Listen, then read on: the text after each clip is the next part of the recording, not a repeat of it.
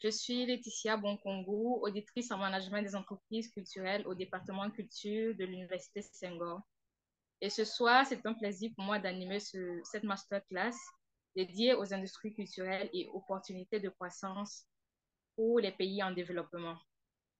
Et pour en parler, nous avons ce soir avec nous Monsieur Ribio Nzeza et Madame Diana Ramarouetra, qui sont des experts dans le domaine des industries culturelles et créatives. Je vais donc vous passer la parole pour vous présenter. Monsieur Ribio, vous avez la parole. Merci beaucoup pour la parole. Donc, je suis Ribio Nzeza Bunketi Boussé, originaire de la République démocratique du Congo. J'ai fait des études de communication, orientation journalisme, avant de m'intéresser aux questions de culture.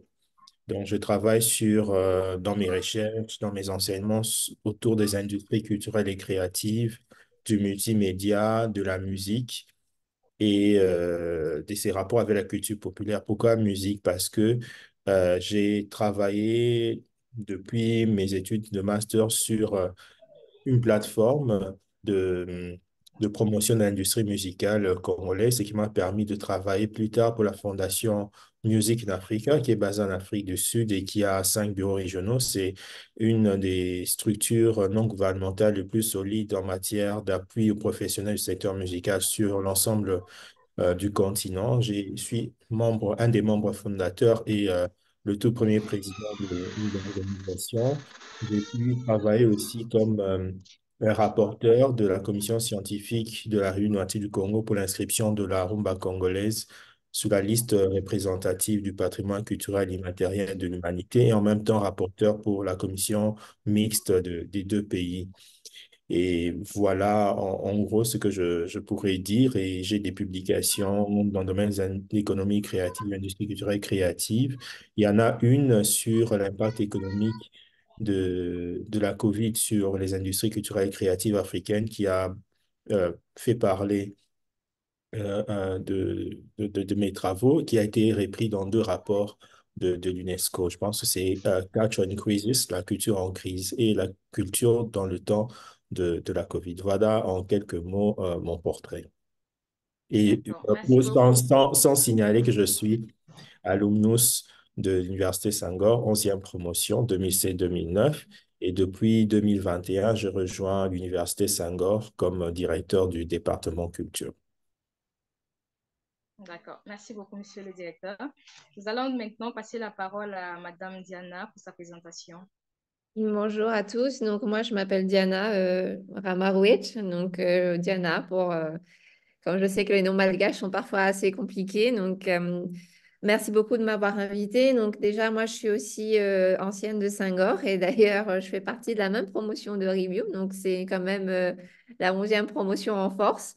Et j'aimerais aussi signaler qu'on est quand même la première promotion à avoir été dans le management culturel. Donc, on a un peu essuyé les planches. Donc, par rapport à ça, sinon, moi, ma spécialité, je suis plutôt dans les projets de coopération internationale dans la culture. Donc, là, j'ai travaillé à l'UNESCO, j'ai travaillé à Arterial Network et aujourd'hui, je travaille à la Commission de l'océan Indien. Voilà. D'accord, merci beaucoup. Et nous voyons que ce soir, nous avons 2 grands experts pour nous partager leur expérience dans le domaine des industries culturelles et créatives. Alors, je pense que ma première question va s'adresser directement à Monsieur Nzeza. Pouvez-vous nous éclairer sur les concepts d'industrie culturelle et d'industrie créative? Quelle est la différence que nous pouvons faire de ces 2 concepts? Merci pour la question. Lorsqu'on parle d'industrie culturelle et créative, on a l'impression que ça fait partie d'un seul bloc, mais à l'origine, c'est quand même des concepts qui viennent des environnements différents. Industrie culturelle d'un côté, industrie créative de l'autre. Industrie culturelle, ça vient du monde européen des chercheurs, déjà en Allemagne dans les années 30, dans les milieux de philosophes à Francfort, où on s'étonne du fait que avec la révolution industrielle, avec l'évolution de l'industrie, on commence à reproduire des biens culturels comme on reproduit des biens manufacturés. Donc, si on arrive à dupliquer un disque ou à reproduire un concert de jazz pour les philosophes de l'époque, donc je peux citer Walter Benjamin, Max Horkheimer, Théodore Adorno, c'était un peu suspect. Pour eux, on ne peut pas reproduire ce qui est culturel parce que c'est symbolique, c'est esthétique, c'est particulier. On ne peut pas le reproduire comme on reproduirait des voitures ou on produirait plusieurs tables en série. Donc, il y avait cela. Donc, le terme industrie culturelle au singulier a été donné à cette époque-là. C'est pas de gaieté de cœur, c'était un peu pour... c'est comme un peu une petite moquerie, c'est comme un oxymore. On met nuit blanche, donc deux concepts qui ne vont pas ensemble. Donc, la culture, on l'industrialise, ce qui est un peu bizarre. Et on évolue dans les années, à la fin des années 70, il y a Bernard Miège en France, qui est très connu à Grenoble, qui, grâce à un travail de recherche qu'il a fait à l'élément du CNRS, a pu se rendre compte qu'on parle d'industrie culturelle, mais ça, au singulier, je veux dire, c'est un concept un peu qu'il faudrait disséquer parce que les filières n'ont pas toutes la même logique en ce qui concerne la production, la consommation. Par exemple, quand on prend la filière du livre, c'est pas proche de la filière du cinéma en termes d'investissement, de marketing qui est fait, de type d'acteurs, des créateurs qui entrent dans le processus de production. En tout cas, la chaîne de valeur ne se comporte pas de la même façon. Donc, au lieu de globaliser, de dire industrie culturelle au singulier, il vaut mieux dire industrie culturelle au pluriel, tout en sachant qu'il y a des industries qui sont proches les unes des autres. Par exemple, on peut dire l'audiovisuel, le cinéma sont beaucoup plus proches que le livre, l'édition, disons l'édition et la presse écrite. Là, c'est du côté industrie culturelle. Industrie créative, ça, c'est dans un monde, notre environnement beaucoup plus anglo-saxon. Au niveau du Royaume-Uni, il y a Tony Blair, que nous connaissons, qui devient Premier ministre travailliste en 97 au Royaume-Uni. Il a un ambitieux programme et il essaye de gonfler un peu son programme gouvernemental en ayant plusieurs secteurs. Il se rend compte que dans le domaine du divertissement, du loisir, il y a quand même de l'argent qui est généré. Donc, il demande à une task force de travailler et cette task force aboutit à un document qui s'appelle Creative Industries Mapping, d'où le terme Creative Industries. Donc, à l'intérieur, au-delà de tout ce qu'on a dans l'industrie culturelle, nous avons le shopping, nous avons les casinos, en fait, tout ce qui est lié à l'industrie du divertissement. Donc, alors que dans l'industrie culturelle, on est dans une industrie où c'est l'auteur qui crée, qui produit une œuvre qui est particulière, qu'on commercialise, qu'on multiplie et qu'on produit en série. De l'autre côté, c'est plus des activités de divertissement où c'est plutôt les aspects esthétiques, les aspects liés à la jouissance du côté du consommateur. Donc, quand on parle de shopping, on serait étonné de parler de shopping en termes d'industrie créative. Donc, il ajoute le shopping, les casinos, l'architecture, le patrimoine, ainsi de suite. Donc, ça gonfle un peu le poids de tout ce qui est créatif et économie. Donc, on arrive à cela. Et aujourd'hui, on parle d'industrie culturelle et créative. On essaie un peu de relier la philosophie un peu du côté francophone, germanophone et la philosophie anglo-saxonne pour dire de manière générale et surtout au niveau des organisations internationales où généralement on travaille en termes de consensus, on essaie de réunir pour mettre tous ces éléments ensemble. Mais en clair, industrie créative égale, si je peux faire une formule, industrie créative égale industrie culturelle plus industrie du divertissement. Ou industrie culturelle égale industrie créative moins industrie du divertissement. Voilà un peu ce qu'on pourrait savoir à ce sujet. D'accord. Merci beaucoup pour cette définition claire. Et alors, est-ce que vous pensez qu'on peut également dire que les industries culturelles sont plus axées sur la préservation et la diffusion de la culture existante, tandis que les industries créatives mettent l'accent plus dans la création de nouvelles formes d'expression artistique et surtout l'innovation même dans le processus de création? Bon, peut-être quand on dit industrie créative, on va vraiment au-delà, on va dans tout ce qui est euh, business qui naît des idées. Même l'ouvrage sur Creative Economy qui fonde un peu l'économie créative, le sous-titre, c'est comment les gens créent de l'argent avec de l'idée, comment les gens font de l'argent avec les idées. Donc, dans tout ce qui est idée, on peut aller dans plusieurs sens, dans voir tout ce qui peut permettre de générer de l'argent à partir des idées. Lorsqu'on a, par exemple, les réseaux sociaux numériques, en réalité, c'est une idée qui a été matérialisée et qui a permis de générer de l'argent. On peut penser selon l'explication que vous venez de donner. D'accord, merci beaucoup. Alors, je passe à la deuxième question pour Madame Ramaroyetra. Quels sont donc les enjeux du secteur des industries culturelles et créatives en Afrique? Alors, Les déjà, enjeux, c'est-à-dire les défis et les opportunités de ce secteur-là en Afrique. d'accord, ok, merci beaucoup. Donc moi, comme je disais, moi, je suis plutôt spécialisée dans tout ce qui est projet de coopération culturelle internationale. Je travaille sur la question depuis plusieurs années, c'est-à-dire que nous, on accompagne les États membres de l'UNESCO, que ce soit de la Commission de l'océan Indien, à faire que la culture soit considérée comme une source de revenus, parce qu'effectivement, les industries culturelles et créatives génèrent de l'emploi. Selon les études, puisqu'on est dans les chiffres, j'ai vu tout à l'heure dans les attentes que c'est écrit les chiffres. Donc, en termes Oui. de chiffres, il faut savoir que l'industrie culturelle et créative représente quand même 6% du PIB dans le monde et à peu près 3% des emplois. En Afrique, malheureusement, la majorité de l'emploi dans ces secteurs sont dans le secteur informel. Donc, par exemple, les opportunités, c'est quand on prend un festival de musique génère beaucoup d'argent pour la localité qu'il organise. C'est-à-dire qu'il y a des hôtels, il y a des restaurants, il y a tout ce qui est transport. Il y a aussi tout ce qui est souvenirs, etc. Donc, tout ça, c'est de l'économie pour la ville quand on organise un festival, par exemple. Donc, c'est pas négligeable. Donc, il y a un apport économique de ces industries parce que ce qui est vu comme du divertissement, comme disait Ribio tout à l'heure, parce qu'un festival, beaucoup pensent que c'est juste du divertissement. C'est vrai que la majorité des gens qui y vont pour déstresser, mais derrière, il y a vraiment tout un écosystème qui est en place. Et puis aussi, au niveau social, cet argent-là est un réinvesti dans le social. Moi, je vais prendre par exemple, je parlais de festival, donc le festival de Ségou du Mali, c'est un très très bon exemple. Maintenant, si on parle de patrimoine, par exemple, on a travaillé avec le patrimoine mondial du Zimbabwe, Matobo Hill.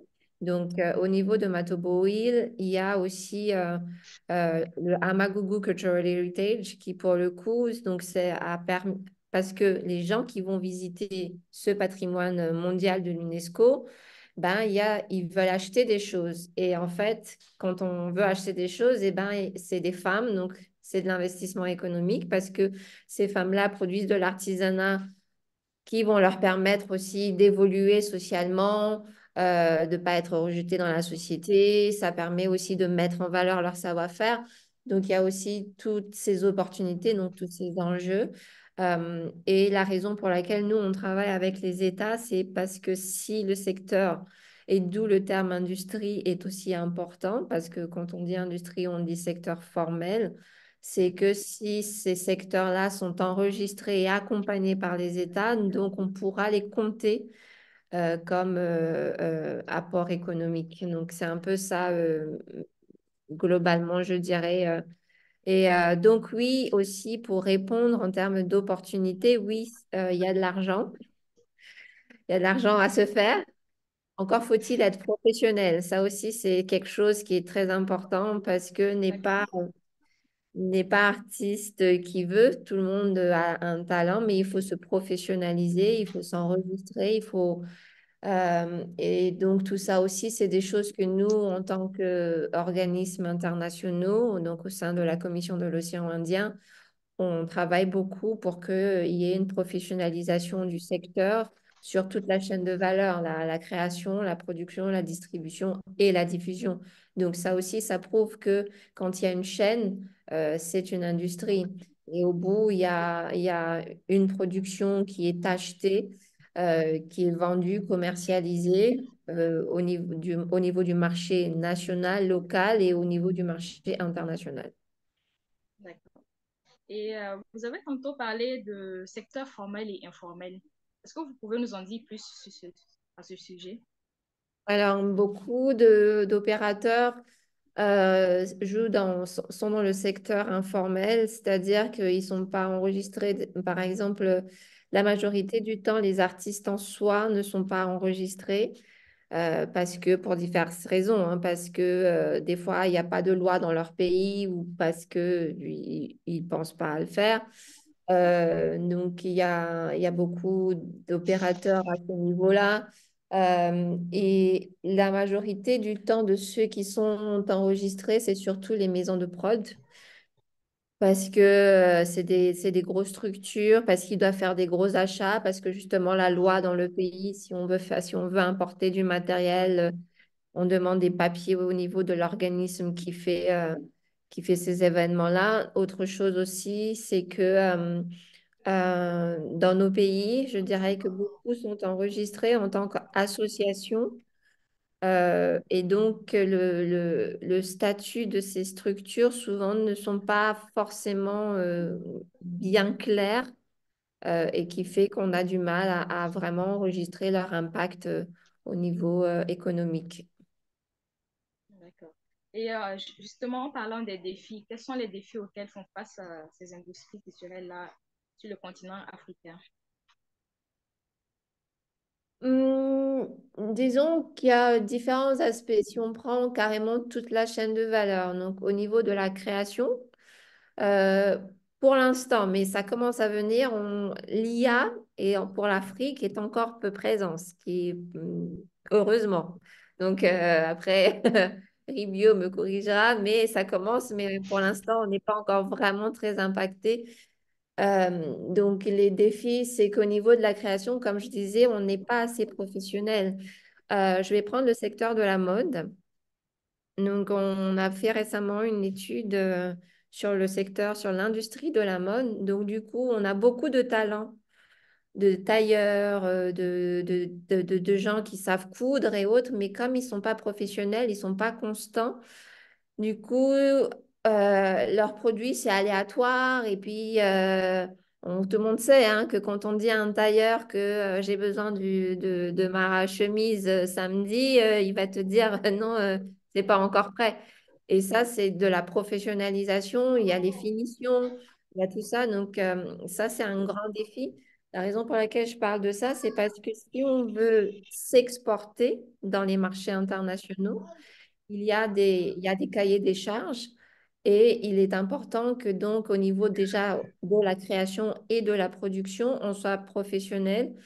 Et ça, c'est compliqué parce que déjà, on n'a pas les formations nécessaires dans nos pays, parce que certains sont réticents aussi à le faire parce que nos États ne le considèrent pas non plus comme des secteurs porteurs. Donc, on ne favorise pas, je dirais, dans nos pays, combien on a d'universités publiques qui proposent des cursus en cinéma, en mode, en musique, enfin, et encore, même si on en a des cursus en musique, très souvent, c'est pour le traditionnel, pour le patrimoine culturel, dans la préservation. Et donc, c'est un peu le côté folklorique. Et le côté folklorique, c'est mignon, c'est cool. Mais quand on veut s'exporter à l'extérieur, il y a quand même des critères qu'on est obligé d'avoir. Donc, ça, c'est au niveau de la création et de la production. Et aussi, je dirais, au niveau des défis, c'est que, par exemple, au niveau distribution, le secteur africain est très peu présent. On n'a pas, dans le cinéma, on n'a pas de maison de distribution africaine. Pourtant, on a beaucoup de films africains et on n'a pas ce maillon de la chaîne qui doit pouvoir aller distribuer, faire des contrats avec les maisons de cinéma en Europe, etc. Donc ça aussi. Et puis le marché aussi, donc au niveau de la diffusion, le marché. C'est pour ça que j'insiste dans cette histoire d'industrie, c'est que le gros défi aussi, c'est que les consommateurs en soi comment on dit ça en français, ne sont pas prêts à acheter, à mettre le prix. C'est-à-dire, on est toujours parti pour, et je pense que si on a des artistes qui sont présents, c'est gratuit. Je vais à un festival uniquement si c'est gratuit. On va pas aller au cinéma si je suis sûre combien vont aller regarder, payer un film euh, produit localement, de le voir dans une salle de cinéma. Je veux dire, il y en a très peu. Et si nous-mêmes, en tant qu'Africains, on ne consomme pas nos produits, donc ça, il y a tout ça aussi. Donc tout ça, c'est des défis pour lesquels, donc c'est des habitudes de consommation que l'on doit changer et c'est une professionnalisation du secteur qui doit être faite. D'accord. Et justement, je trouve ça intéressant que vous ayez parlé de maisons de distribution, car je pense que l'un des défis les plus importants aussi, est lié par rapport à la structuration. C'est-à-dire que si nous arrivons à infrastructurer nos industries, je pense que cela pourrait ajouter un plus et créer d'autres opportunités sur le marché africain. Voilà. Oui, tout à fait. D'accord. Alors, Monsieur Ribio Zeza, pouvez-vous nous donner quelques exemples d'initiatives qui ont su se placer et se mettre en avant sur le continent africain en matière d'industrie culturelle et créative, ceux qui ont réussi à se faire une place dans le domaine des industries culturelles et créatives? Laetitia, si tu me permets, en attendant que Monsieur Ribio Nzeza puisse répondre à ta question, je voudrais bien rappeler aux participants qui nous suivent qu'ils ont la possibilité de poser des questions dans le chat, là où il est inscrit questions et réponses, et aussi qu'ils peuvent lever la main pour qu'on puisse leur donner la parole plus tard pour qu'ils puissent contribuer à la discussion. Merci. D'accord, merci bien. Merci. Ouais, c'est un exercice un peu pas aisé, hein, parce il faut donner des exemples clairs, mais on peut dire que globalement, il y a des points positifs, hein, qui sont marqués. Il y a des secteurs qui se distinguent, il y a des individus qui se distinguent, il y a des structures qui se distinguent. Pour rester dans un niveau un peu méso, on a l'industrie du cinéma au Nigeria avec Nollywood, qui est un peu copié. On a Hollywood à côté qui évolue très bien avec des productions de plus en plus de meilleure qualité. Donc là, on est dans le secteur du cinéma. On a aussi le secteur de la mode qui est en train d'évoluer. Diana l'a signalé, le rapport de l'UNESCO sur l'industrie de la mode. Il y a Lagos Fashion Week qui a été même le lieu où le rapport a été lancé. Il y a vraiment une évolution dans ce secteur-là et il y a des créateurs africains, des stylistes qui, euh, qui à l'international sont également présents. Nous avons les secteurs qu'on cite pas souvent, mais celui de l'animation et des jeux vidéo qui évoluent bien. Il y a des pays au Nigeria, au Cameroun, il y a des bons exemples. Dans les pays comme l'Afrique du Sud ou les Kenya, il y a il y a des très bons exemples. Globalement, je verrais des secteurs qui sont un peu, qui évoluent ces derniers temps. On a le cinéma, on a tout ce qui est un peu industrie de contenu, le cinéma, les jeux vidéo, le cinéma d'animation, la mode et les designs. Et c'est pas pour rien que ces rapports de l'UNESCO s'intéressent à ce secteur parce il y a un potentiel et il y a un grand événement, le CANEX, Creative Africa Nexus, qui est initié par Afreximbank, la banque qui export-import en Afrique, qui favorise le commerce intra-africain entre l'Afrique et le reste du monde, qui a organisé évidemment, qui est à l'initiative d'Ancanex pour essayer de créer un marché en commun parce qu'il y a la ZLECAf qui est là, donc la zone de libre-échange continentale. Comment la production, la distribution, la circulation des biens culturels et créatifs, des services culturels et créatifs peuvent contribuer à consolider l'intégration économique africaine. Et je pense que cette initiative est passée maintenant à près de 2 milliards de dollars en termes des fonds disponibles pour soutenir les industries culturelles et créatives. Et même l'institution a consacré son rapport annuel 2022 aux industries culturelles et créatives en Afrique. Évidemment, c'est un secteur qui fleurit, mais dont on n'a pas toujours maîtrisé sur le plan des chiffres et sur le plan formel les mécanismes de fonctionnement. Évidemment, le caractère informel rend un peu moins aisé la capacité de saisir tous les mécanismes de fonctionnement, mais évidemment, le caractère formel ne peut pas être toujours pris comme un élément négatif. Il faut essayer d'avancer vers la formalisation, mais également de travailler avec cet élément qui fait partie du contexte ou des caractéristiques de nos économies sur le continent. Si je peux compléter aussi, c'est Oui, vrai. allez-y. euh, Effectivement, le cinéma est très présent et est l'une des industries qui fleurit le plus. Sur Netflix, on a une grosse production sud-africaine hein, et nigérienne. Et c'est aussi une des raisons pour lesquelles, à l'époque, quand j'étais à l'UNESCO, on a décidé de faire ce rapport sur le cinéma. Et c'est aussi une des raisons pour lesquelles on s'est associé avec Netflix pour produire des mini-séries sur les histoires africaines. Il y a aussi l'industrie de la musique. Donc, on a des gros festivals qui sont reconnus quand même. Et puis, il faut aussi saluer les coraux qui ont évolué à l'extérieur et qui sont rentrés au pays, comme Youssoupha et Assalfo, qui ont quand même des grosses boîtes, qui ont monté des boîtes en Afrique, même si ce n'était pas facile pour eux, et qui sont aujourd'hui, qui distribuent, qui produisent des artistes du continent. Et ça, c'est tout aussi important.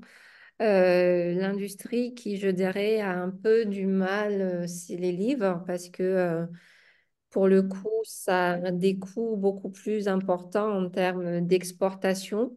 Ça, l'industrie du livre est assez peu forte, présente, je dirais, sur les marchés internationaux, mais pour le coup, la musique et le cinéma. Puis on voit bien aussi des artistes comme Burna Boy quand même qui explosent et le fait que la musique soit Afrobeat soit reconnue dans les Grammy Awards, c'est aussi une très, très grande reconnaissance du potentiel de l'Afrique, je dirais. Et donc, oui, autre chose, justement, à part Afrix Bank, il y a, bon, l'UNESCO a toujours été présent parce que c'est son mandat. Nous, par exemple, au sein de la Commission de l'océan Indien, c'est la toute première fois qu'on travaille dans le secteur des industries culturelles. C'est le premier programme que l'on met en place sur ce sujet. On a différents fonds qu'on a mis en place.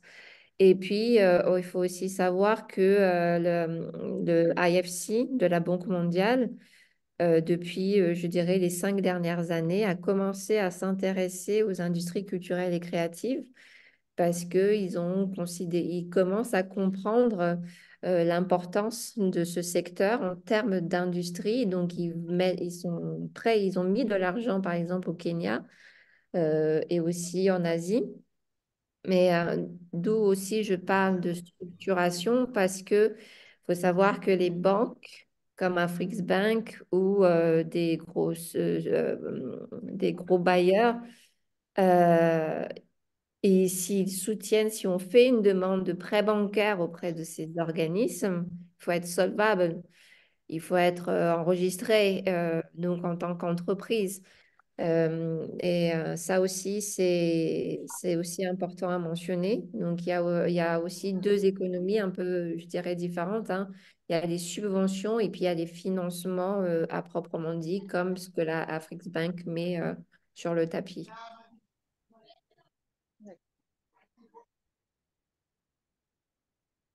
D'accord. Merci beaucoup pour ces différentes réponses. Alors, comment se faire de l'argent grâce aux industries culturelles et créatives? Ça, c'est la question tant entendue. Madame, oui, vous pouvez aller. Alors, Si vous comment se avez... faire de l'argent? Et c'est pour ça que je parlais de deux différents, hein. Donc, il y a tout ce D'accord. qui est subvention. Donc, par exemple, nous, au sein de la Commission de l'océan Indien, on a différentes subventions. On a des subventions pour la co-création, on a des subventions pour la production numérique, on a des subventions parce que comme nous, on est dans les îles, donc le transport inter-îles est compliqué, c'est très cher. Ça aussi, c'est un enjeu important. Donc, nous, on a aussi une subvention pour la mobilité. Donc, ça c'est disponible. Donc, c'est des appels à projets, c'est des dossiers à remplir, c'est des formulaires à remplir, c'est des budgets à faire, d'où je parlais de professionnalisation. Parce que, il m'est arrivé plusieurs fois de me prendre la tête avec des artistes qui veulent avoir le beurre, mais qui ne veulent pas faire le travail pour avoir le beurre. Et qu'il faut savoir que quand on est des organismes, que ce soit l'UNESCO, que ce soit la Commission, on est redevable envers les États. Parce que ce sont les États qui financent. On est redevable aussi envers les bailleurs comme l'Union européenne. Donc, c'est pas chop your money, quoi. On a besoin de preuves, d'un budget qui soit clair, de pièces justificatives, de que tu n'expliques qu'est-ce que tu veux faire. Donc, tout ça, et ça, euh, c'est important de le comprendre.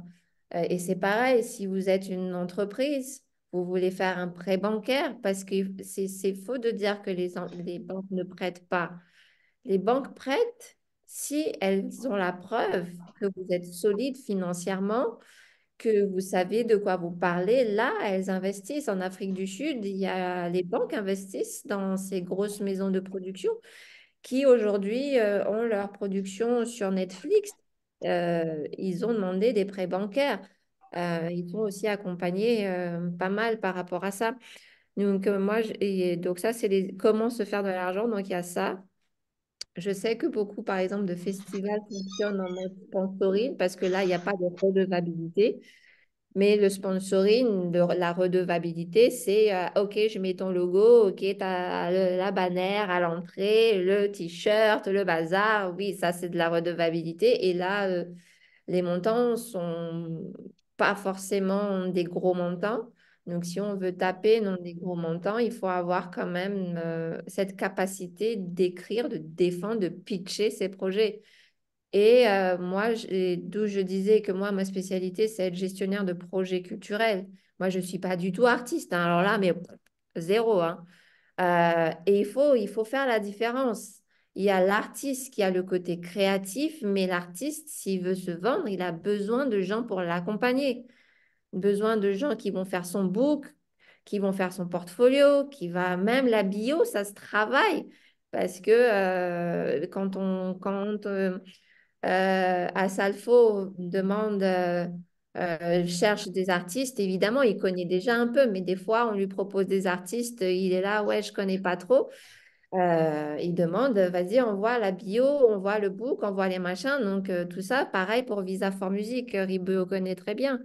Pour postuler à Visa for Music, il faut tout un dossier. C'est pas juste allô, yo, boss, s'il te plaît, aide-moi, je sais pas comment faire, tu peux pas me connecter. Ah non, il y a des systèmes qui sont là et il faut les respecter et il faut se professionnaliser pour aller dans ce sens.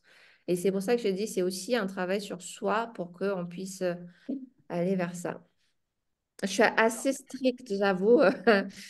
Je ne suis pas facile sur ça, mais voilà. Ok. Merci pour votre réponse. Monsieur Zeza, quelle est votre opinion par rapport à cette question? Je voudrais peut-être d'abord rebondir sur ce que Diana a dit. Elle a D'accord. parfaitement raison. Et on peut retrouver ça aussi dans la littérature. Il y a Richard Caves qui parle de art versus commerce. Il dit qu'il y a ceux qui sont sur la liste A et ceux qui sont sur la liste B. La liste A, ce sont des créateurs. Et la liste B, c'est ceux qui accompagnent les créateurs. Et parfois, les créateurs se font eux-mêmes partisans de la liste B. C'est-à-dire qu'eux-mêmes font le management artistique alors qu'ils ne sont pas doués pour cela. Donc, ils doivent se contenter de la création et laisser les spécialistes se conformer en management qui vont organiser et gérer leur carrière si on est dans les secteurs musicaux. Donc, cette confusion-là où lorsqu'on met des cousins qui ne connaissent pas le travail et qui gèrent votre carrière, parfois, ce n'est pas très professionnel. Par rapport à la question, moi, vraiment, Diana a donné les deux orientations, l'aspect subvention avec les associations et l'aspect financement pour les entreprises. Moi, je conseille vraiment d'oublier l'aspect subvention, association, si on veut se faire de l'argent. C'est bien clair.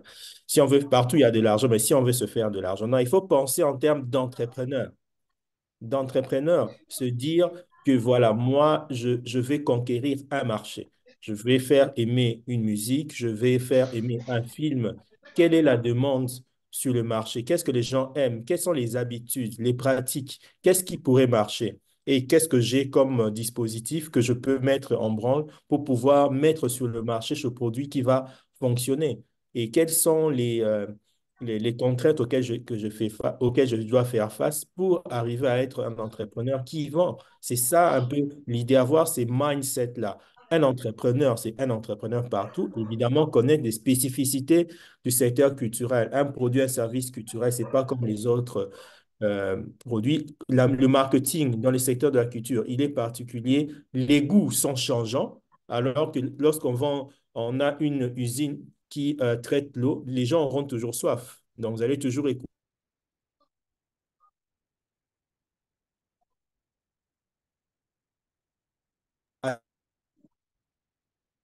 On a un souci de connexion chez Ribio.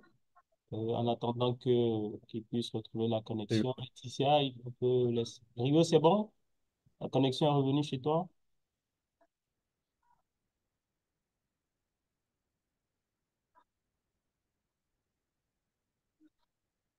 Diana nous reçoit. Donc, on a un souci de connexion avec Ribio. Laetitia, on peut en profiter pour souhaiter la bienvenue à Abel Nanema, le secrétaire exécutif du réseau Alumni et président de AIDUS Burkina Faso. Bonjour Abel et bienvenue dans cette masterclass. Allô? Est-ce que c'est mieux maintenant? Oui, c'est beaucoup Ah mieux. oui, En monsieur. attendant, D'accord. en attendant que tu ne reprennes la parole, on va souhaiter la bienvenue à Abel Nanema, qui va se présenter très rapidement et nous dire un peu l'état du réseau alumni, en attendant que Ribio ne puisse avoir totalement la connexion. Abel? D'accord. Merci beaucoup, Cédric. Merci à tous pour votre participation à cette session de masterclass qui est la première de la saison 2. Donc, je tenais d'abord à remercier Diana, qui est la responsable du Fonds international de la diversité culturelle à l'UNESCO, et Ribio Nzeza, le directeur du département culture. Merci pour le temps que vous avez voulu bien accorder pour animer cette session, qui était très attendue d'ailleurs des alumni et également des alumni juniors. Merci à Laetitia qui a accepté de consacrer du temps pour animer aussi cette session. Nous vous en sommes très reconnaissants. Et merci à Sidik l'infatigable, le coordinateur du programme Alumni, toujours disponible, avec qui nous avons pu préparer cette session. Merci à tous ceux qui sont connectés que je ne vois pas, mais dont je vois les noms. J'ai vu que la session avait déjà commencé. Point intéressant ont déjà été partagés. C'est aussi l'occasion pour moi de rappeler que les masterclass qui sont organisés dans le cadre du réseau Alumni sont un cadre d'échange et de partage au cours duquel experts singoriens partagent leur expérience et aussi leur maîtrise du domaine dans lequel ils exercent. Et ce partage est fait à l'ensemble du réseau pour permettre non seulement aux alumni, mais aussi aux alumni d'avoir une maîtrise dans un domaine particulier. Donc, c'est à la fois des sessions d'échange, de formation et de partage. Et cela fait partie des points que nous avons estimés ou que nous qualifions de positifs parmi les différents points qui permettent d'animer notre réseau à tous. Et ces masterclass permettent également aux étudiants, tout comme aux alumni juniors, d'être en contact avec ceux des promotions antérieures qui n'ont pas eu le temps de côtoyer ni à Senghor, ni pays respectifs, mais grâce au réseau, grâce à tout ce qui est organisé dans le cadre du réseau, nous arrivons à interagir et apprendre les uns des autres et aussi à s'accompagner. C'est également à travers ce réseau que le programme de parrainage qui a été mis en place permet aux alumni d'accompagner les alumni juniors ou les futurs alumni dans leur réinsertion professionnelle.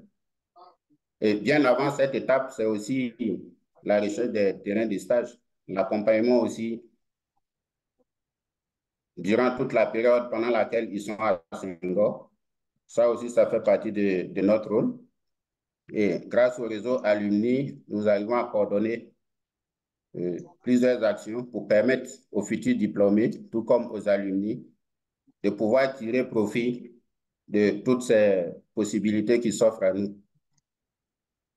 Récemment, lors de ma visite à Alexandrie, dans le cadre de ma participation au conseil d'administration, j'ai eu l'opportunité d'échanger de vive voix avec les étudiants qui sont à Senghor actuellement et aussi de partager aussi mon expérience avec ceux que je parraine. Et tout ceci, je pense que ce sont des choses que nous devons promouvoir et inviter tous ceux qui, jusqu'à présent, n'ont pas encore eu l'opportunité de parrainer des étudiants à travers le portail Fais-toi connaître, de pouvoir mettre à jour leur profil et d'essayer de parrainer un certain nombre d'étudiants pour nous aider à développer notre réseau. Abel Nanema, si tu permets, je te prends au mot rapidement en parlant du parrainage. J'avoue que c'est en préparant cette masterclass que j'ai découvert Diana grâce à Ribio Nzeza. Encore merci à Ribio pour la mise en relation. Donc, Diana, je suis sûr que juste après cette masterclass, tu auras beaucoup d'étudiants de la 19e promotion qui voudront que tu puisses les parrainer. Et bien entendu, il y a certains qui veulent faire des stages d'été pour la fin du master 1, d'autres qui vont faire les stages de fin de formation. Donc, je saisis la balle au bon pour te dire que la boîte de réception sera remplie d'ici juste après la masterclass. Donc, attends-toi à recevoir des messages. Je vais partager tes coordonnées à tous les étudiants pour dire de la culture, surtout. Allez voir Diana, elle a beaucoup d'opportunités pour vous. J'espère que j'ai raison de le faire comme ça, Diana. Bon, écoute, on a déjà, enfin, la COI a déjà accueilli une étudiante justement depuis que je suis à la COI. Cécile Moutoni a fait un stage chez nous de la dernière promotion. Donc oui, on est là. Donc effectivement, on est là pour accompagner, hein. C'est aussi une des raisons pour laquelle j'ai accepté. Et je sais que on est très rare à être dans cette spécialité de projet de coopération culturelle. Moi, je ne me définis pas en tant qu'experte ICC, hein. Moi, je suis plus gestionnaire de projets culturels. Et donc aussi pour répondre un peu à la question qui sont dans les chats, il y a une question qui disait quelles sont les structures, organisations qui financent les entrepreneurs, les associations?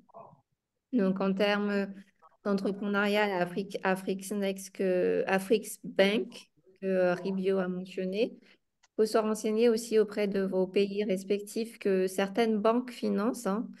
C'est juste que ils n'ont pas forcément pensé à la question ou autre. Donc, il y a ça. En termes de financement, il y a l'UNESCO. Là, actuellement, il y a le Fonds international de la diversité culturelle qui est ouvert, pour lequel j'ai travaillé auparavant, mais aujourd'hui, je suis à la commission de l'océan Indien. Donc, il y avait tous les fonds que j'ai cités tout à l'heure, si vous êtes originaire de cette région du monde. Il y a aussi le African Culture Fund. Désolée, hein. Je ne sais pas très, très bien. Qui est une initiative qui est à saluer parce que là, c'est une, comment je dirais, l'esprit qu'on avait à l'époque quand j'étais avec Arterial, quand on a commencé à discuter du African Culture Fund, c'était que c'était nous-mêmes, Africains, qui investissons dans la culture. Donc, on a demandé aux artistes africains de donner, de faire une donation de leurs œuvres que ensuite on revend par auction, comment on dit, vente aux enchères, ou voilà, donc et qui permet d'alimenter le African Culture Fund. La raison de ce fonds, c'est parce que, et ça aussi c'est quelque chose qui est compliqué quand on fait appel à des subventions, c'est pour ça que même si nous, c'est notre manière de supporter, le problème des subventions, par exemple, c'est le plus souvent, c'est que c'est l'agenda des bailleurs qui sont imposés. Ce n'est pas vous. La différence quand on est un entrepreneur, c'est que c'est votre idée que vous vendez et que vous vendez à la banque et aux financeurs. Il faut savoir que quand on est subventionné par l'Union européenne, l'Agence française de développement et autres, il y a quand même des choses qui vous imposent parce que c'est leur argent. Donc, c'est l'argent du contribuable. Et donc, voilà. Euh, donc ensuite, il y a une autre question sur la clarté du statut des associations. Vous êtes journaliste. J'explique la raison pour laquelle je dis ça. Les pays, quand ils font une étude de la contribution dans les PIB, euh, c'est les entreprises, c'est ceux qui sont enregistrés qu'ils comptent. Dans les comptes nationaux, vous allez voir, c'est uniquement ceux qui sont enregistrés dans le secteur formel que les États comptent pour faire leur rapport de leur contribution. Le problème des statuts d'association, les États ne les comptent pas dans leur rapport. Donc, c'est ça qui fait que moi aussi, je suis comme Ribio, j'encouragerais d'aller plus dans le sens d'entreprise pour que vous soyez comptés dans les économies de vos pays respectifs. Donc, voilà. Et Merci, est-ce qu'il y a Diana. des critères? Oui, Tu as Sidi, commencé excuse-moi, j'avais une par... question. Oui, un instant, s'il te plaît. D'accord, Diana a vas-y. commencé par répondre aux questions. On aura une séance de questions-réponses. On va laisser partir Abel avec une dernière question pour Abel, puisque moi, je ne suis pas spécialiste du domaine de la culture. Abel non plus. Abel est spécialiste en nutrition. Abel, moi, je voudrais simplement te demander en quoi, quelles pourraient être les contributions des ICC dans ta spécialité de nutrition. Question toute bête que je te fais comme ça. Comment les industries culturelles créatives peuvent contribuer, quelles sont les contributions que peuvent avoir les ICC sur la nutrition? Et là, si tu réponds, tu pars. Si tu ne réponds pas, tu restes. Abel, vas-y. Même si je réponds, si j'ai la possibilité de rester, je vais rester, si vous me le permettez. Donc, la contribution des ICC dans la santé, tu dis? La nutrition, ta spécialité. OK, dans la nutrition. C'est que les ICC comme la nutrition sont deux domaines qui sont assez transversaux. Donc, les industries culturelles créatives et la nutrition aussi qui est un domaine assez vaste avec plusieurs sous-spécialités, tout comme l'ensemble des industries créatives qui sont la somme de plusieurs spécialités dans le domaine de la culture. Donc, ce sont des domaines qui peuvent travailler ensemble et à travers la culture, facilement les populations pour des changements de comportement. Vous savez que la culture est un de communication et aussi un bon canal de changement de comportement, de partage d'informations et de culture de part et d'autre. Il en est de même pour le secteur de la nutrition qui, à partir de petits gestes ou d'une organisation focalisée sur un domaine plus spécifique en nutrition ou de façon plus large en santé, arrive à créer des changements aux communautés. Je pense que à partir de là, nous voyons comment les différents secteurs, que ce soit au niveau de la culture, comme dans le domaine de la nutrition, peuvent véhiculer des messages clés pour entraîner des changements de comportement ou à partir même de la collaboration industries, des entreprises qui répondent aux besoins, qui donnent des services qui répondent aux besoins des communautés ou des populations. Je ne sais pas si j'ai On va, on va répondu. laisser, on va laisser les Permets, spécialistes. oui, On va Avec si laisser. tu permets. Oui, allez-y. Oui, je pense que le président a raison. On peut prendre la gastronomie. La gastronomie fait partie des industries créatives, hein. Donc, il y a il y a il y a les savoir-faire, il y a les pratiques culturelles, patrimoniales liées autour de la préparation des plats. Et voilà, aujourd'hui, on considère la gastronomie comme faisant partie des industries créatives. Donc, un plat peut être préparé autant de fois. Donc, il y a un aspect de reproductibilité. On est dans un environnement commercial. Et on peut aussi, dans le marketing, mettre en avant les contenus nutritifs ou les exactement. valeurs de gastronomie. Je Sylvie, pense qu'il y a le je pense festival à Marie qu'on... Togo qui aura lieu, je pense peut-être Oui, qu'il a tout déjà à fait. commencé. Alors, Monsieur Il y a le Nziza, festival. Oui, oui, vous m'entendez? oui, oui, oui, oui, on vous entend. Oui, Vous Ribio, nous m'entendez? Oui, t'entendons. oui, il y a le festival à Marie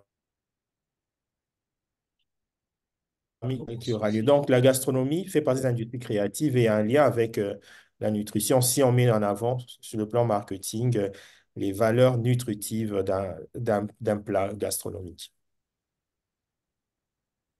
Laetitia, je te redonne Merci, la Ribio, place pour cette à l'animation. contribution. D'accord, Je vous merci. en Et, prie.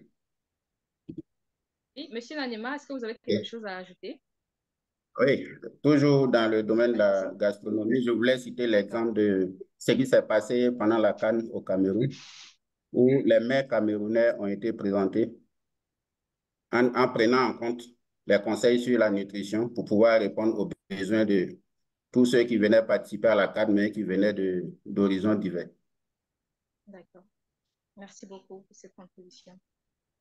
Monsieur Nziza, nous parlions tantôt de l'entrepreneuriat culturel. Est-ce que Oui. vous pouvez définir plus précisément ce que c'est que l'entrepreneuriat culturel?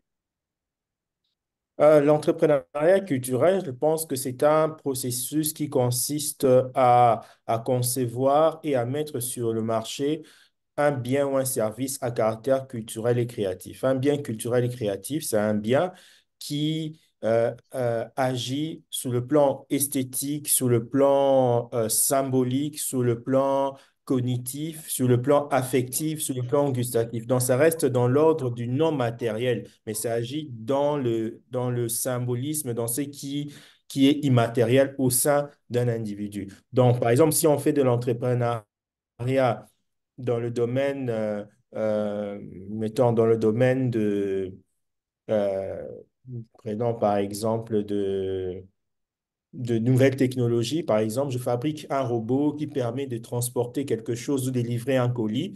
Je suis entrepreneur, mais c'est un bien ou un produit qui n'est pas culturel et créatif. Mais par contre, lorsque je travaille, j'écris des livres ou bien je mets sur les marchés des jouets, hein, des jouets qui permettent aux enfants de connaître leur histoire, ainsi de suite. Voilà, ça agit sur l'aspect ludique, sur l'aspect cognitive. Donc, c'est de l'entrepreneuriat, mais tout simplement la différence qui permet de concevoir et de mettre sur le marché un produit à caractère culturel et créatif. Juste pour parler de manière assez simple.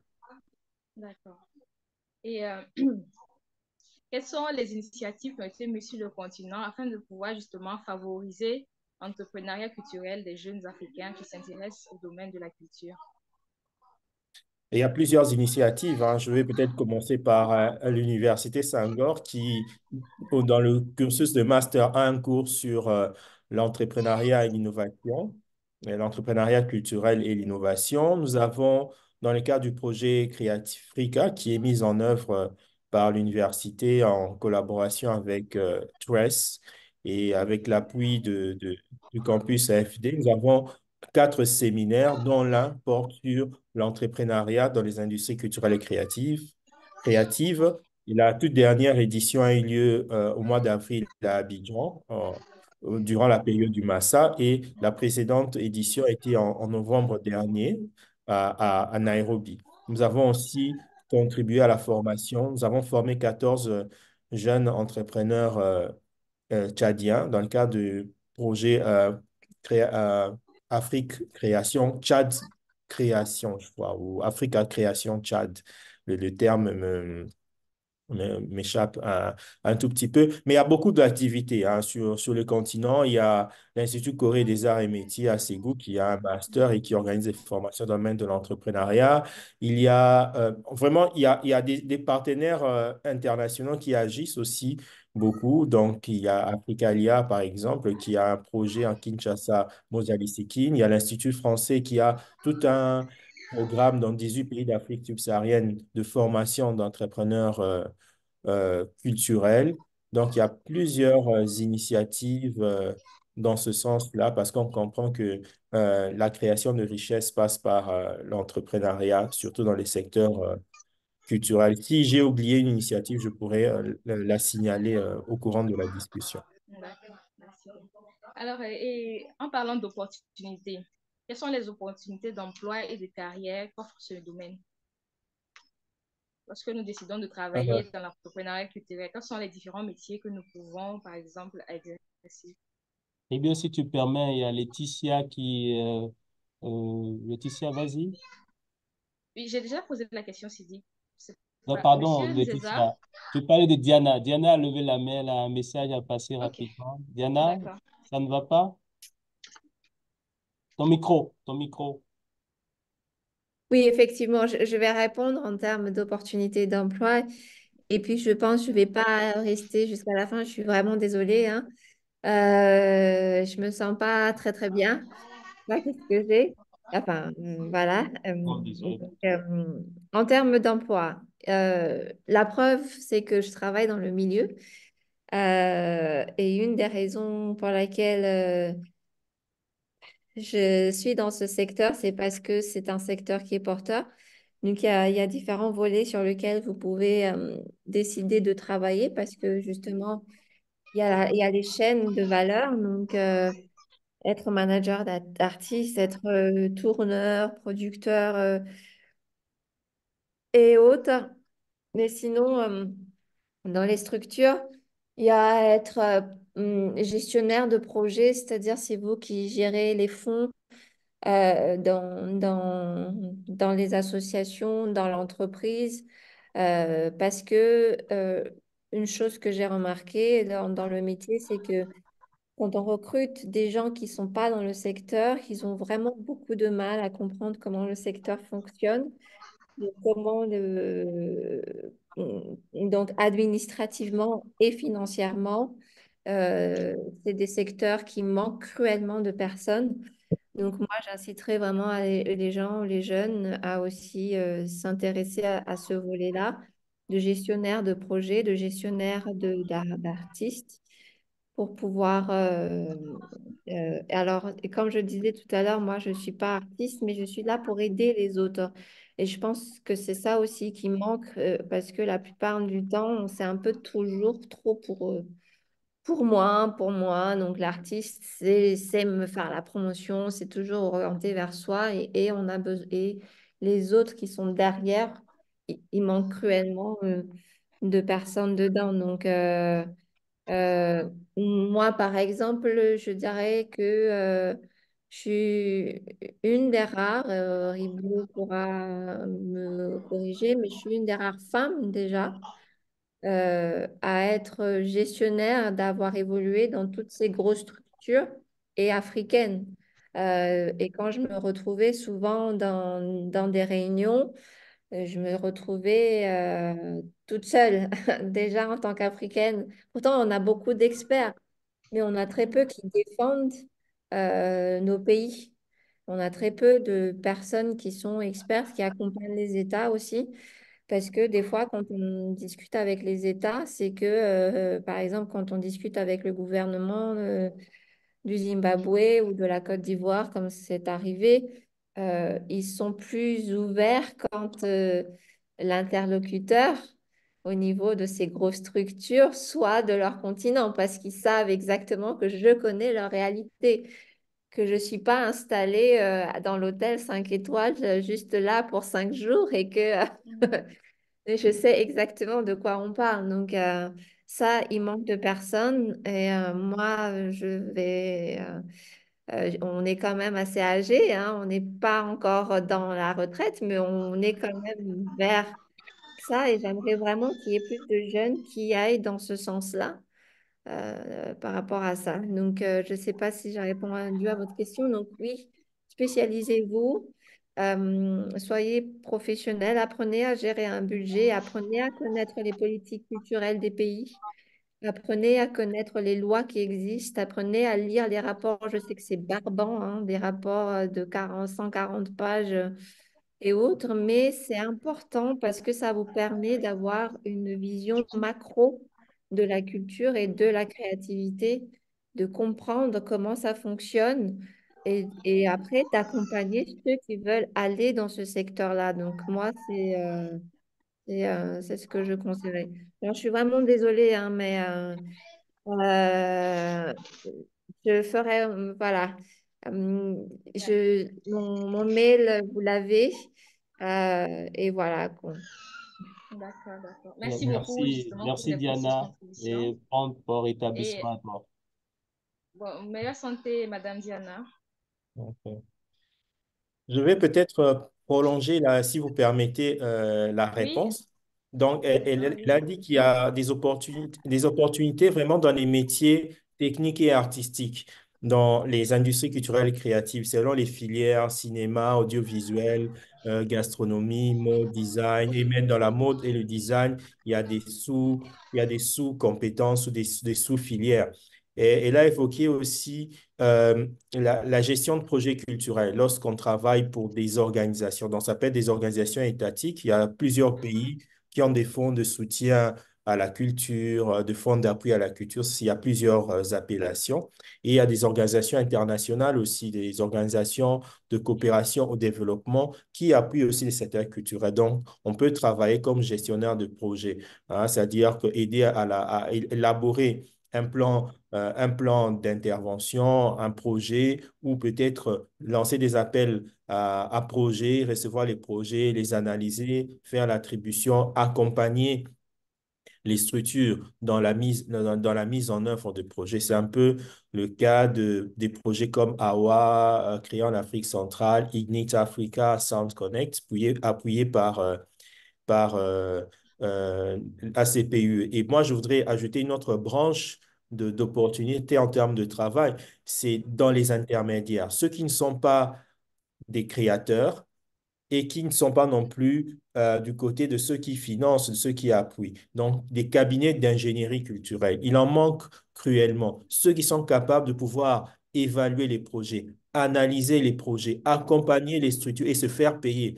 Puisqu'il y a pas mal de structures qui ne savent pas, par exemple, comment enregistrer une œuvre produite ou bien protéger sur le plan de la propriété intellectuelle. Ils ne savent pas préparer un dossier pour être soumis à un fonds culturel. Il y a ceux qui ne savent pas comment peut-être préparer les états financiers ou expliquer les états financiers dans les cadres d'une organisation culturelle. Il y a ceux qui ne savent pas comment faire un plan de marketing stratégique, un plan de marketing opérationnel pour un spectacle. Donc, il y a des spécificités dans ce sens-là. Et là, on peut se frayer un chemin. Et je donnerai aussi l'exemple de nos deux alumni, Benny Roy et Dieu merci, Accenti, qui ont travaillé sur un outil numérique qui permet de calculer l'impact économique d'un festival. Ils ne sont pas des musiciens, ils ne sont pas non plus des bailleurs de fonds, mais ils jouent le rôle d'intermédiaire. Donc, c'est dans l'ingénierie culturelle. Là, il y a vraiment beaucoup d'espace. Même ceux qui sont dans le patrimoine, si vous me permettez de sortir un peu du contexte, il y a des États, même en restant des industries culturelles et créatives. Je reste là dans les réseaux des villes créatives de l'UNESCO. Les villes soumettent des dossiers pour avoir cette reconnaissance-là. Mais on prépare une candidature. Comment est-ce qu'on prépare la candidature? Quels sont les éléments? Quels sont les critères? C'est toute une expertise à développer, à mettre à disposition des villes. Donc, pour moi, ce créneau est vraiment intéressant et je pense que les étudiants qui sont au département culture à l'Université Senghor ils sont formés dans ce sens-là, ils devraient davantage aussi s'investir sur ce créneau-là. D'accord. Effectivement, j'en venais comment est-ce que l'Université Senghor, à travers ce département-là, se positionne dans la formation et le renforcement des capacités des acteurs et de ceux qui sont intéressés par le domaine de la culture? Je voudrais préciser, comme Diana l'a dit, l'Université Senghor est une des premières universités, si je peux dire, dans l'espace francophone, à avoir développé une spécialité de niveau master dans le domaine des industries culturelles et créatives. C'était depuis 2007 et Diana et moi sommes de cette promotion-là. Donc, il y a déjà une vision avant-gardiste dans ce secteur-là. Donc, nous avons cette spécialité qui aujourd'hui s'appelle Management des entreprises culturelles, qui forme sur 2 ans des spécialistes qui ont la pensée économique sur la culture, qui peuvent concevoir un projet, un produit, un service culturel et l'insérer dans un marché qui peuvent gérer un produit culturel. Là, c'est au niveau de la formation universitaire, mais nous ne visons pas seulement les professionnels qui sont avec nous, qui se sont détachés momentanément, mais nous visons aussi les professionnels sur terrain. Donc, c'est notre deuxième public. Donc, l'Université Senghor travaille sur un public professionnel, mais qui est en période d'immersion académique à l'Université Senghor. Et l'université s'intéresse aussi à un public des professionnels à travers des formations délocalisées, à travers notamment les réseaux des campus et aussi des formations. Donc, nous avons par exemple le projet Créatique là, que j'ai mentionné où nous formons des professionnels pendant une semaine sur des cas concrets, des réalités concrètes pour les aider à être des acteurs de changement. Et ces formations nous permettent de mieux connaître les réalités profondes des opérateurs culturels, des créateurs sur le terrain pour, en laboratoire à Alexandrie, remodeler et adapter d'autres types de formations parce que notre objectif est d'être toujours pertinent, de fournir des formations qui racontent au mieux les préoccupations des opérateurs culturels pour les aider à être vraiment des acteurs de changement sur le secteur culturel. Et donc, on développe des formations dans ce sens-là. Et on explore aussi des secteurs qui sont des secteurs en plein essor, en pleine croissance, mais qui n'ont pas encore d'offres de formation. Donc, on est en train de travailler avec l'OIF sur un CLOM qui pourra intervenir dans les prochains mois sur le marketing au profit des créateurs de mode. Vous avez suivi le rapport récent de l'UNESCO sur l'industrie de la mode et du design et nous préparons une formation dans ce sens-là. Parce que notre objectif, et nous nous positionnons sur le continent comme un des acteurs majeurs de formation dans le secteur culturel et grâce à l'ouverture à la diversité culturelle dans nos formations, on peut aussi euh, euh, accompagner les acteurs des zones non francophones. Donc, c'est aussi exporter à notre manière l'expertise francophone au-delà de notre ère linguistique sur le continent. D'accord. Laetitia, si Oui, tu peux me le permettre, nous avons des spectateurs qui ont levé la main depuis un moment. Vu le temps qu'il fait, je vais te demander si possible, si on peut leur donner la parole. d'accord, oui, OK. c'est possible. Donc, par ordre, je vais donner la parole à Lova. Lova, vous pouvez prendre la parole. Présentez-vous et dites-nous votre préoccupation. Donc, bonsoir tout le monde et ravi de vous retrouver, hein. Donc, je suis Lou, je suis alumna de la 18e promotion à l'Université Senghor à Alexandrie. Donc, j'étais dans la spécialité management des entreprises culturelles. Donc, j'étais partie sur 2 questions, mais les interventions m'ont ramené à 3. Donc, excusez-moi, mais je vais essayer de faire courte. Donc, monsieur le directeur, mes 2 premières questions s'adressent à la première partie de votre intervention. Vous avez cité des artistes, on va dire, ou des acteurs de l'industrie culturelle et créative en Afrique qui ont su s'émerger. Je vais utiliser ce terme-là. Est-ce que vous pouvez nous dire, vous nous donner des exemples en quoi exactement ils ont pu se démarquer des autres pour qu'ils ont pu avoir ce parcours-là. Et maintenant, est-ce que donc, disons, pour le continent, est-ce qu'en Afrique, il y a des normes ou des règles spécifiques qui pourraient donc, comment on va dire, généraliser ou formaliser ce statut de professionnel dans l'industrie culturelle et créative? en matière de commerce international ou en matière de commerce intercontinental et quels seront les avantages spécifiques de cette normalisation-là.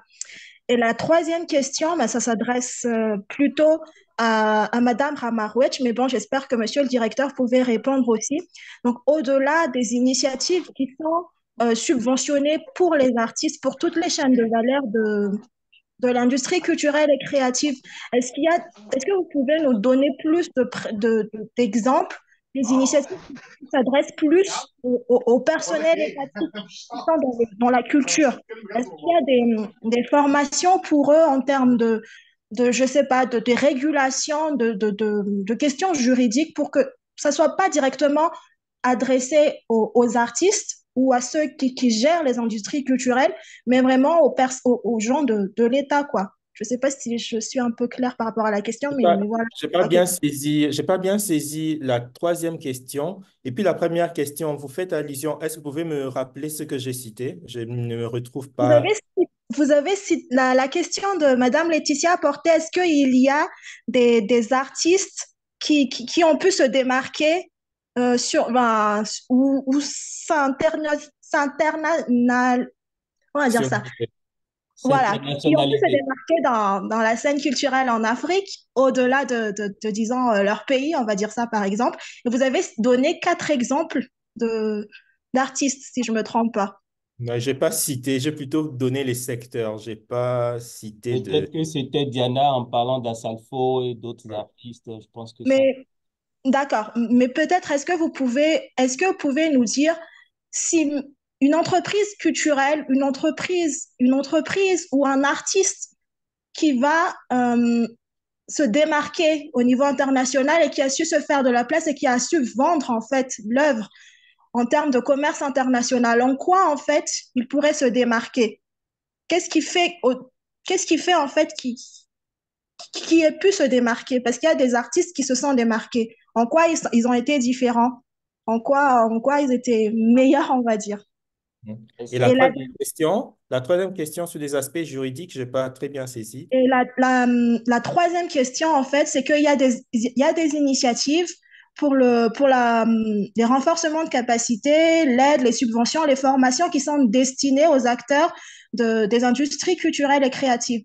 Donc, comme c'est une chaîne de valeur, quelles sont les initiatives qui sont plus spécialement dédiées aux acteurs étatiques qui sont dans le domaine culturel? Par exemple, aux agents des ministères de culture, aux agents des offices qui sont rattachés à l'État pour les questions de droits d'auteur, par exemple. Est-ce qu'il y a des initiatives qui sont surtout focalisées sur ces points-là? Voilà, merci beaucoup. Merci, Lova. Avant de laisser la parole aux autres, je voudrais saluer très rapidement Hugues Emenchana, Hugues, qui est le directeur, je crois, du musée du Cameroun, non, Ribio? Oui, oui, oui, Musée national du Cameroun. Musée Oui. national du Cameroun. Merci, Hugues, de nous rejoindre dans ce webinaire. Je salue également Eunice Saint-Cyr, qui est dans le besoin, comme on le dit ici à l'Université Senghor. Je salue aussi vous tous qui venez de nous rejoindre et je laisse la parole à Lévi Zongo. Allez-y, s'il vous plaît. Lévi, on va prendre toutes les questions et pour que tu puisses y répondre après. Lévi Zongo, vous avez la parole. Vous pouvez activer votre micro. Vous m'entendez? On vous entend très bien. Merci bien. Bonsoir à tout le monde. Bonsoir au docteur Ribio. Bonsoir à Sidik.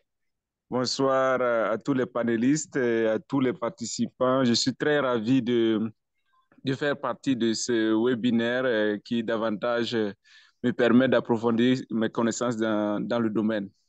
Et je me présente, je suis Zongo Relwende Lévy, conseiller des affaires étrangères au ministère des Affaires étrangères du Burkina Faso. Donc, j'ai été de la deuxième édition de la classe diplomatique l'année dernière. Et je suis très ravi d'avoir fait connaissance de l'Université Senghor à Alexandrie et de tous les acteurs à ce niveau, à qui j'adresse tous mes vifs remerciements et félicitations pour le travail abattu. Alors, j'ai une question par rapport à à ce qui a été dit. J'ai pris le train en marche. Je ne sais pas si ce sont des questions qui ont été abordées avant. J'aimerais avoir une idée de la coopération qui existe avec la diaspora africaine dans les autres continents, dans le domaine de la diplomatie culturelle. Nous voyons qu'il y a des gens qui excellent effectivement dans ce domaine-là, mais qui ne sont pas sur le continent africain. Est-ce qu'il y a une initiative de coopération avec ces acteurs-là pour non seulement peut-être un accompagnement, mais surtout pour profiter de leur expérience dans ces milieux-là au profit de peut-être des acteurs sur le continent africain?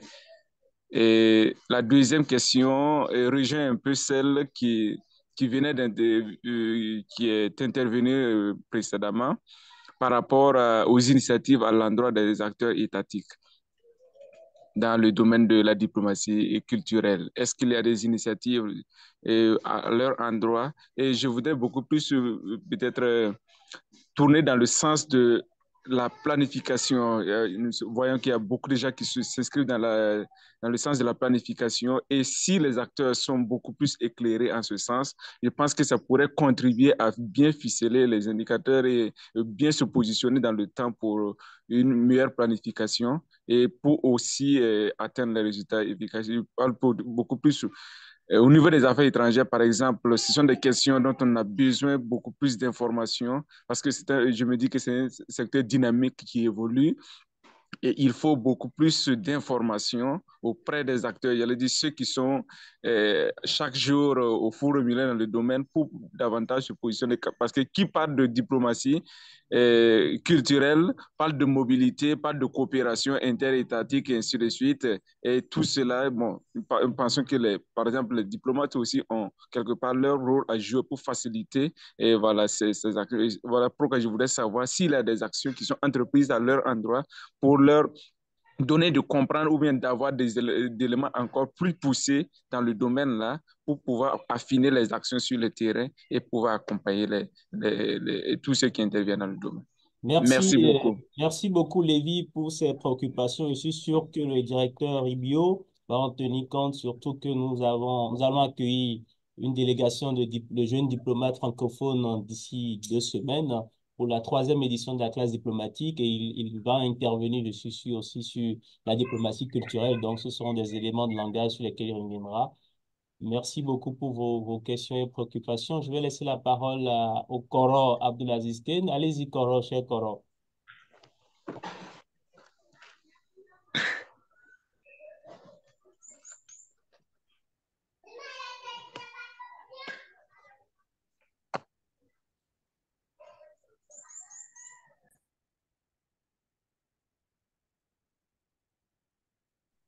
Bonjour, est-ce que vous m'entendez?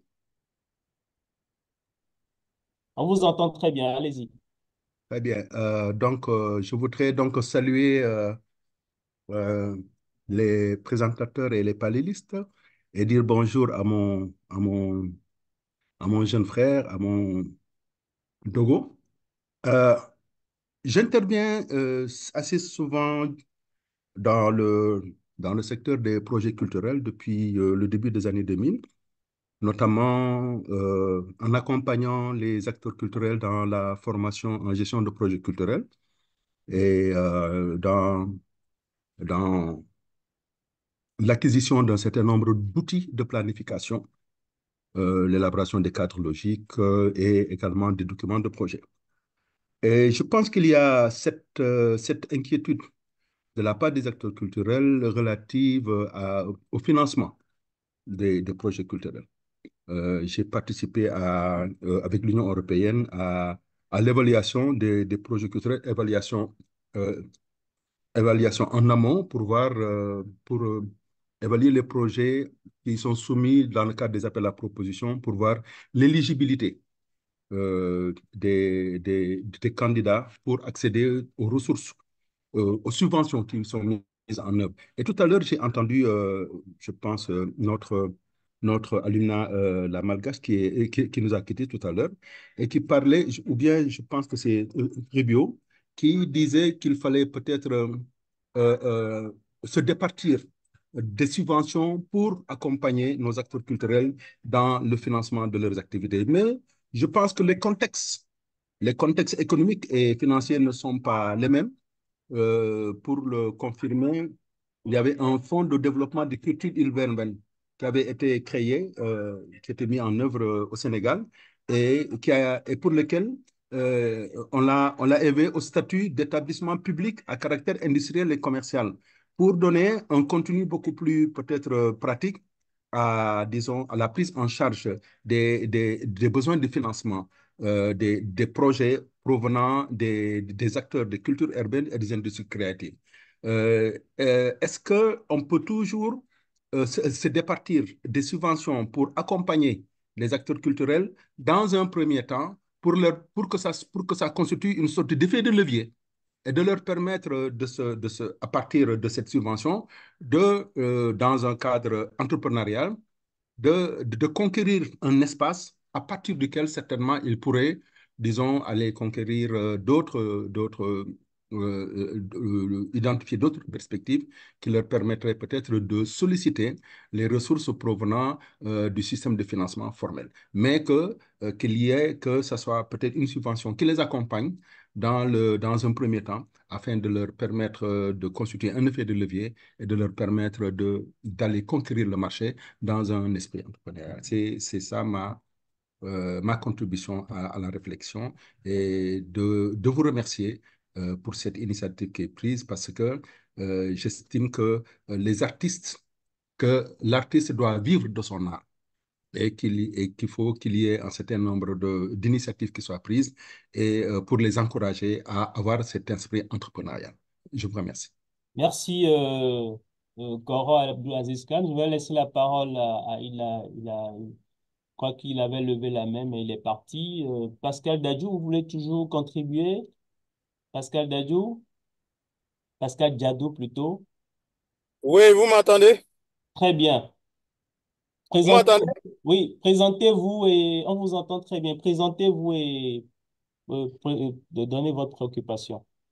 D'accord, merci beaucoup. Donc, je suis Pascal Diadou de la Côte d'Ivoire, précisément de la 13e promotion, département culture, spécialité communication média.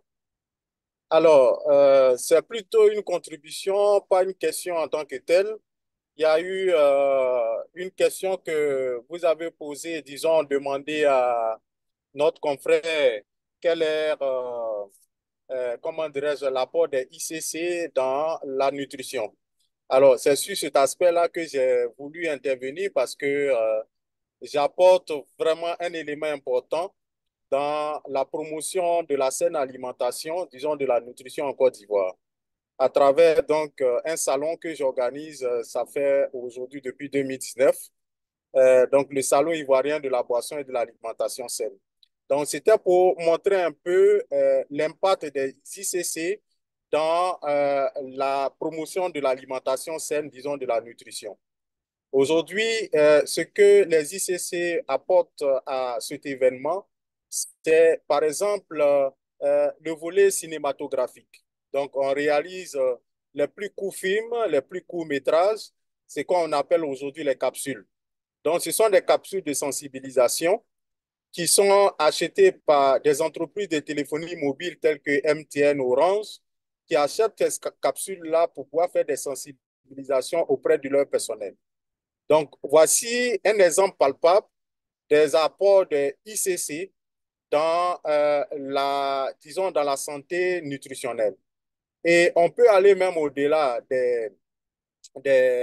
disons, du cinéma. On prend le côté même théâtre, le côté productivité du théâtre. On peut utiliser aujourd'hui le théâtre pour faire de la sensibilisation parce que ça devient, tous ces éléments vers la fin deviennent des supports médiatiques et qui, à l'intérieur, les sujets comme la nutrition, comme les problématiques de santé publique, deviennent donc des sujets de contenu. Donc, pour fabriquer des contenus, pour impliquer des contenus, il faut avoir un sujet sur lequel il faut thématiser.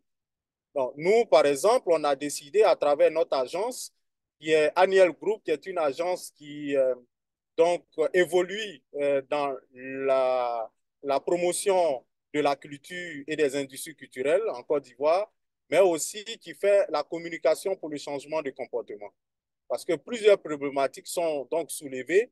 Si on prend même aujourd'hui le cas des artistes, que ce soit des artistes plasticiens, musiciens, dramaturges et autres, euh, on a fait beaucoup de constats et nous, on pense qu'en tant que cabinet d'ingénierie culturelle, on peut apporter un certain nombre de solutions pour pouvoir faire progresser ces artistes-là dans la sphère, on va dire, artistique mondiale. Donc, c'est ce que nous faisons ici par nos petits moyens. Ce que je voulais soulever dans l'intervention du directeur, c'est que, certes, il y a des fonds dans chaque pays, mais les fonds ne fonctionnent pas vraiment comme il se doit. De l'extérieur, on peut vous donner selon les lois, les articles, les arrêtés. Et de l'extérieur, vous allez voir que non, en Côte d'Ivoire, il y a un fonds du cinéma, il y a un fonds aux industries culturelles, il y a un fonds. Mais est-ce qu'en réalité, ces fonds-là reviennent vraiment aux artistes? C'est ça la vraie problématique. Parce que si je prends des artistes, par exemple, aujourd'hui, qui n'ont même pas besoin de ces fonds-là pour réaliser leur activité, mais c'est à eux que ces fonds sont attribués. Alors qu'il y a des jeunes gens qui ont de superbes idées, qui ont de beaux projets, mais qui ont sollicité maintes fois ces fonds qui n'ont jamais été financés. Je veux dire que le caractère aussi politique joue beaucoup sur l'attribution de ces fonds. Donc, tant qu'on n'est pas vraiment légaliste, on n'est pas vraiment objectif dans l'attribution de ces fonds pour pouvoir faire émerger l'industrie culturelle et créative dans nos États. En tout cas, je prends le cas de la Côte d'Ivoire que je connais mieux. De l'extérieur, vous allez avoir une impression que tout va bien, mais nous sommes là, on sait comment les choses se passent. Donc, voilà un peu ma contribution. Si on avait le temps, on pourrait rentrer dans plusieurs choses, mais bon, je préfère être vraiment très bref. Voilà un peu ma contribution sur les choses. Merci beaucoup. Merci beaucoup, cher Pascal Diadou, et n'hésitez pas à nous envoyer une invitation pour la prochaine édition du Salon ivoirien de l'alimentation de la boisson saine. Alors, on va laisser la parole à Moussa Diop, l'ancien secrétaire exécutif du réseau Alumni et président de Haïti Sénégal. Cher Moussa, vous pouvez prendre la parole. Bonjour, merci beaucoup à Cédric d'avoir bien voulu me donner la parole. Bonjour à tout le monde, bonjour au professeur Livio, à Madame Laetitia. Bonjour également au secrétaire exécutif Adèle Menema. Je suis très heureux de retrouver cette plateforme qui m'a tant manqué. Donc, on était tous en attente de la tenue de ces webinaires, de ces masterclass qui contribuent beaucoup à l'animation du réseau Alumni. Je suis très ravi aussi de retrouver aujourd'hui à l'instant un alumni de la 13e promotion, au nom de Gaoussou Dramé. Donc, on s'est retrouvé tout à l'heure chez un ami, Abdoulaye Gueye, qui est de la même promotion que moi, la 14e. Donc, Gauss, il est là. Donc, par la magie des choses, on s'est retrouvé tout à l'heure. Donc, c'est tout à l'heure que j'ai pris sa connaissance. Donc, pour montrer tout simplement la force vraiment du réseau Alumni de l'Université Senghor. Je me réjouis vraiment de comment dire, de ce thème, ce qui est à son heure. On a parlé des industries culturelles et créatives. Je voudrais même, en fait, profiter de l'occasion pour répondre un peu à la question de Nova, qui demandait un peu des exemples en termes d'artistes qui ont vraiment émergé, ce qui a fait leur différence. Moi, je voudrais citer, pour le cas du Sénégal, Youssou N'Dour, n'est-ce pas, qui est le premier artiste qui a en fait, créé carrément l'industrie musicale. Donc, en quoi faisant? En créant, en instaurant un orchestre musical et en professionnalisant son travail. Ce qui a fait qu'aujourd'hui, il a montré la voie. Si aujourd'hui les musiciens parviennent à croire à la musique, à croire que la musique peut faire vivre son nom, c'est grâce à ce monsieur Youssou N'Dour qui a vraiment montré la voie, qui a balisé la voie. Et aujourd'hui, il s'est investi dans plusieurs autres domaines. Parce que là, il a créé un média, il est directeur général, n'est-ce pas, président directeur général du groupe Futur Média. Il a fait son chemin lui arriver. Donc, il est passé de la musique, maintenant il est au niveau des médias. C'est toujours dans l'industrie culturelle et créative, mais pour montrer que c'est possible que les artistes puissent vraiment vivre de leur talent, de leur musique. Et à part lui, tous les autres musiciens qui sont autour de lui gagnent leur vie pleinement grâce à aux industries culturelles et créatives. Donc, c'est juste un exemple que je voudrais donner parmi tant d'autres, hein. Voilà. Bon. Moi, ce que je voudrais en fait préciser, c'est que à travers l'exposé de M. Rubio, j'ai appris que la transversalité des industries culturelles et créatives. Donc, on est dans la culture, mais on a parlé de patrimoine culturel actuellement avec tout ce qu'on peut faire dans le domaine culinaire. Mais quand on parle d'industrie créative et culturelle aussi, il y a l'aspect de gouvernance. Moi, c'est là où je voudrais axer ma question. Est-ce que l'aspect de gouvernance, de management est carrément pris en compte dans le développement des ICC? Pour ne pas trop monopoliser la parole, je vous remercie. Merci, cher Moussa. On va laisser sans transition la parole à Michael et on aura fait le tour pour pouvoir laisser la parole à Ribio pour répondre. Michael, présentez-vous et allez à vos préoccupations, s'il vous plaît. Bonsoir à tous. Bonsoir. Ok. Je m'excuse d'abord si je m'exprime très bien. Je suis du Cameroun et mon première langue, c'est l'anglais. Donc, je m'excuse à ce niveau. Je suis Nkemaka Michael, étudiant à la National School of Local Administration, NASLA, ici au Cameroun. J'ai juste un ou deux questions. Mon première question était pour savoir quel est le rôle de commune pour promouvoir cette petite industrie locale. Deuxième question. Beaucoup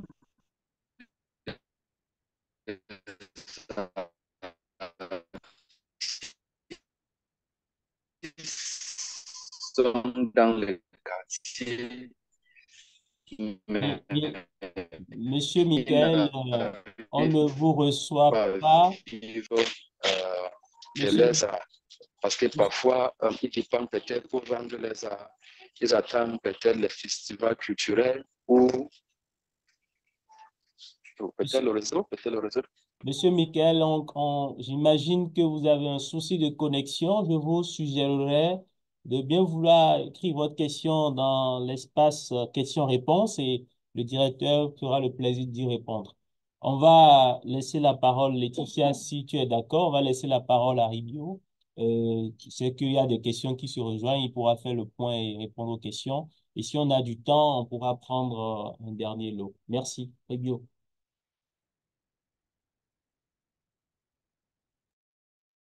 Merci pour la parole. Merci aux participantes et participantes pour les questions. Je prendrai celle de Louvre. La première, il y a des artistes, il y a des créateurs, des opérateurs culturels qui ont réussi à émerger. Qu'est-ce qui explique la différence? La différence, c'est question de marché. Chacun a son marché. On a un marché local, national et un marché international. Donc, il y en a qui visent le marché international, il y en a qui visent le marché national, et il y a ceux qui réussissent au marché national et ça leur donne des aides pour pouvoir aller à l'international. Donc, chaque marché a ses normes, chaque marché a ses exigences, chaque marché a des goûts, a des besoins, a des habitudes de consommation. Donc, quand on est musicien, vous voyez, par exemple, je prends dans ce secteur-là, il y a ceux qui font des chansons de 10 minutes. 10 minutes. Parce que les habitudes de consommation culturelle dans son marché, dans son pays, font que les gens peuvent danser pendant 10 minutes, suivre une chanson pendant 10 minutes. Mais lorsque les mêmes artistes vont à l'étranger ou bien lorsqu'ils font des collaborations avec des artistes des pays du Nord, c'est une chanson de 3 minutes. Mais c'est le même artiste, c'est la même voix, c'est la même vigueur. Et puis, sur ce marché-là, il y a certaines normes qu'il faut respecter sur le plan artistique, sur le plan de goût, sur le plan de contrat, de l'organisation. Il y a peut-être ce sur quoi, dans son marché, on met pas d'accent. et à ce sur quoi on met l'accent dans le marché là où il va. Donc, c'est vraiment question de marché. Mais on doit comprendre que le fait de réussir à l'international n'est pas forcément un objectif en soi. On peut bien réussir au niveau national, être bien connu, sans pour autant viser le marché international. C'est quand même une réussite. Donc, la réussite artistique ne doit pas se réduire à la conquête du marché international. Ça, c'est question de choix. Si, par exemple, dans votre pays, vous avez euh, 15 millions de consommateurs et que ça vous permet de pouvoir faire face à vos dépenses, à être heureux et à satisfaire les besoins de consommation culturelle de vos publics, cela vous convient et que financièrement, vous avez une stabilité. Donc, tout dépend du marché et la réussite n'est pas forcément liée à la conquête du marché euh, international. Concernant les normes et les règles de travail, de professionnalisation, ça dépend. Vous parlez peut-être statut de l'artiste, c'est au niveau national. Chaque État détermine qui est artiste, à quoi il a droit, quel est son profil, quels sont ses devoirs, ses obligations. Mais quand même, il y a l'idée d'une normalisation au niveau sous-régional, continental. Par exemple, le grand ensemble, mettons, il y a, bon, ça n'intéresse pas directement les opérateurs, mais ça va les poursuivre à un certain moment. Euh, la, L'accord sur la zone de libre-échange continentale pour favoriser une bonne circulation des biens et des services culturels sur le continent. Il y a le plan d'action révisé de l'Union africaine sur les industries culturelles et créatives. Donc, ça pose un peu des cadres, quitte aux États maintenant de pouvoir créer des environnements particuliers pour permettre à leurs créateurs, aux chaînes de valeur qui évoluent sur leur territoire de pouvoir se développer et apporter une contribution. Donc, en termes de normes, je ne pourrais pas dire, comme par exemple pour les avocats, par exemple, il y a une structure bien particulière pour qui détermine le fonctionnement pour les acteurs, ainsi de suite. Mais par contre, il y a des regroupements. Par exemple, des regroupements des cinéastes africains, des regroupements des créateurs de mode pour une région bien particulière. Ça peut toujours rester des initiatives de la société civile qui peuvent, à un moment donné, porter cela au niveau des organisations sous-régionales comme la CEDEAO, la CAC, le COMESA, ainsi de suite, pour que cela soit adopté, que les États puissent le mettre en œuvre. Concernant la troisième question, c'est sur des formations sur le plan juridique. Je n'ai pas connaissance vraiment au niveau de pays de ce qui est fait, mais je sais que l'Organisation mondiale de propriété intellectuelle et l'Organisation africaine de propriété intellectuelle, African Intellectual Right Property Organization pour les anglophones en Afrique, organisent des formations, même des formations académiques de niveau master qui peuvent être vraiment utiles aux créateurs africains. Voilà ce que je pourrais dire pour l'offre. Donc, vraiment, c'est question de marché pour la première question. On vise un marché qui peut être local, international, ou aussi, on a donné l'exemple de Youssou. Il a réussi dans le marché national et il réussit au marché international. Tout comme il y a des créateurs africains qui sont connus au niveau de l'international, mais ils sont méconnus dans leur propre pays. C'est un choix. C'est un choix artistique et un choix, on peut dire aussi entre guillemets, commercial. Par rapport à la question de M. Zongo, c'est vraiment lié aux affaires étrangères, à la diplomatie culturelle. Bon, je n'ai pas d'informations sur une initiative euh, africaine pour inclure ceux qui réussissent au niveau culturel dans les différentes diasporas pour qu'ils travaillent avec ceux qui sont au continent. Je pense que ça évolue, ça fluctue en fonction des pays. Il y a des pays qui offrent, par exemple, des facilités de visa pour les binationaux. Il y a ceux qui facilitent la création d'entreprises pour ceux qui sont binationaux ainsi de suite. Ben, c'est vraiment une vraie interpellation. Je pense qu'il y a quand même ce lien-là aujourd'hui où ceux de la diaspora sont vraiment, en fonction de leur expérience, de leur parcours, veulent vraiment contribuer au développement culturel, mais ça dépend vraiment des politiques au niveau de chaque État pour pouvoir capter, pouvoir encourager l'entrepreneuriat et la collaboration avec ceux qui vivent dans les différentes diasporas.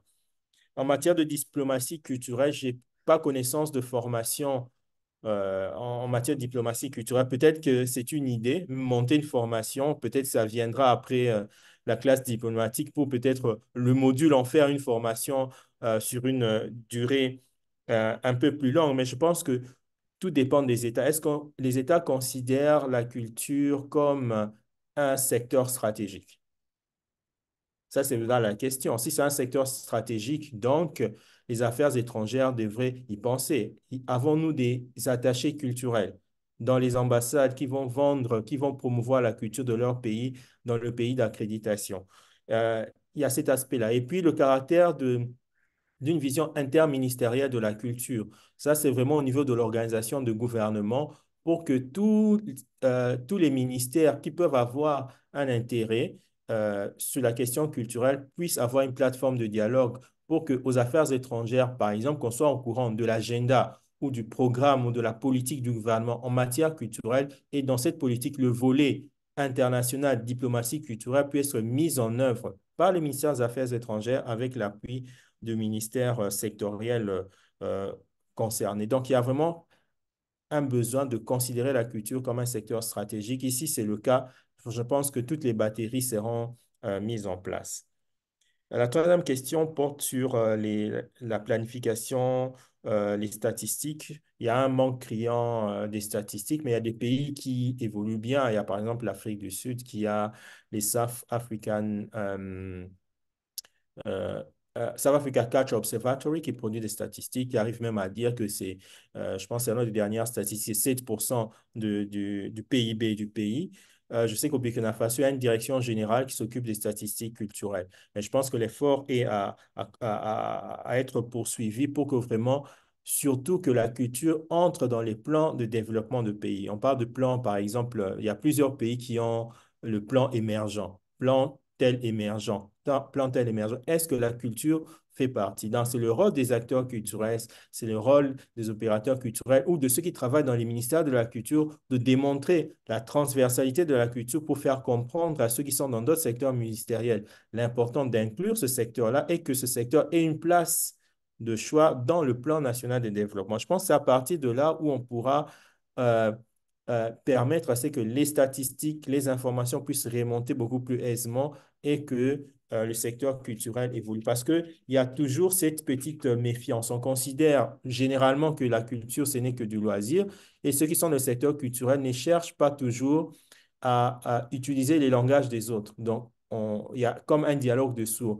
Ils ne connaissent pas l'importance de la culture et d'autres qui disent qu'est-ce que la culture va nous apporter. Donc, ceux qui connaissent l'importance de la culture doivent utiliser des langages de programmatique, de planification pour démontrer l'importance du secteur culturel et l'inclure dans les plans de développement.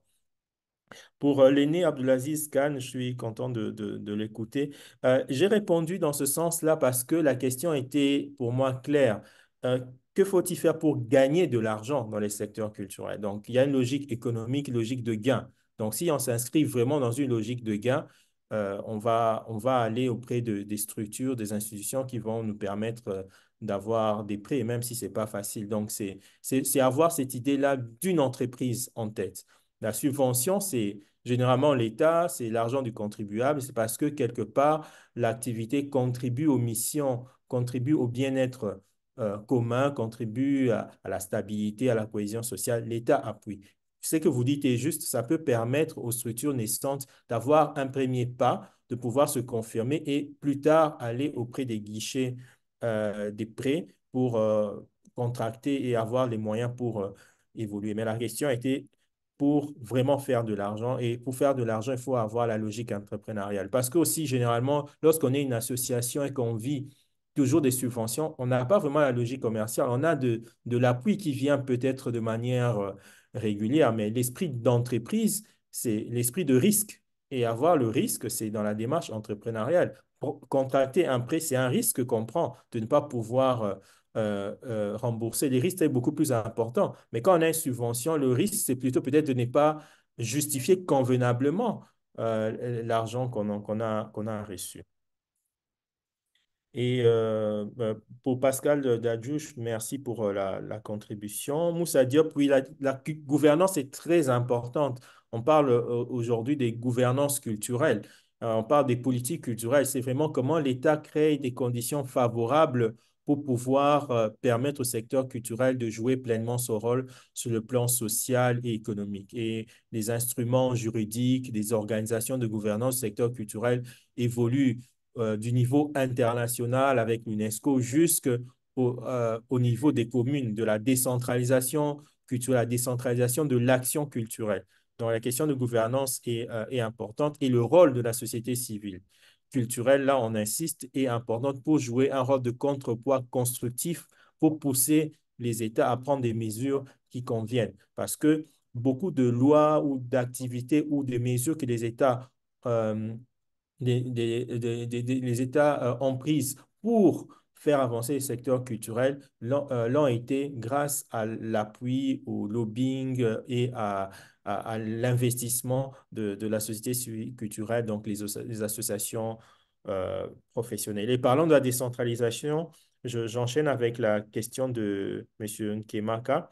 Évidemment, les communes ont un rôle important. Donc, il faut voir ce que les constitutions de chaque pays donnent comme prérogative, mais je pense que vraiment que l'action culturelle doit partir de la base et dans toutes les strates des entités territoriales décentralisées, on a besoin que l'action culturelle soit bien conduite. Par exemple, si je prends le réseau des villes créatives de l'UNESCO, ce n'est pas les États, ce sont les villes qui font partie d'un réseau. Alors que lorsqu'on évoque par exemple, l'inscription sur une liste représentative ou une liste indicative, ça, ce sont les États, donc au niveau, euh, au niveau national. Donc, la décentralisation est importante et les actions peuvent être menées, les communes peuvent soutenir, mais tout dépend de des marges que donnent les législations ou les constitutions des des différents pays. Voilà un peu à titre de réponse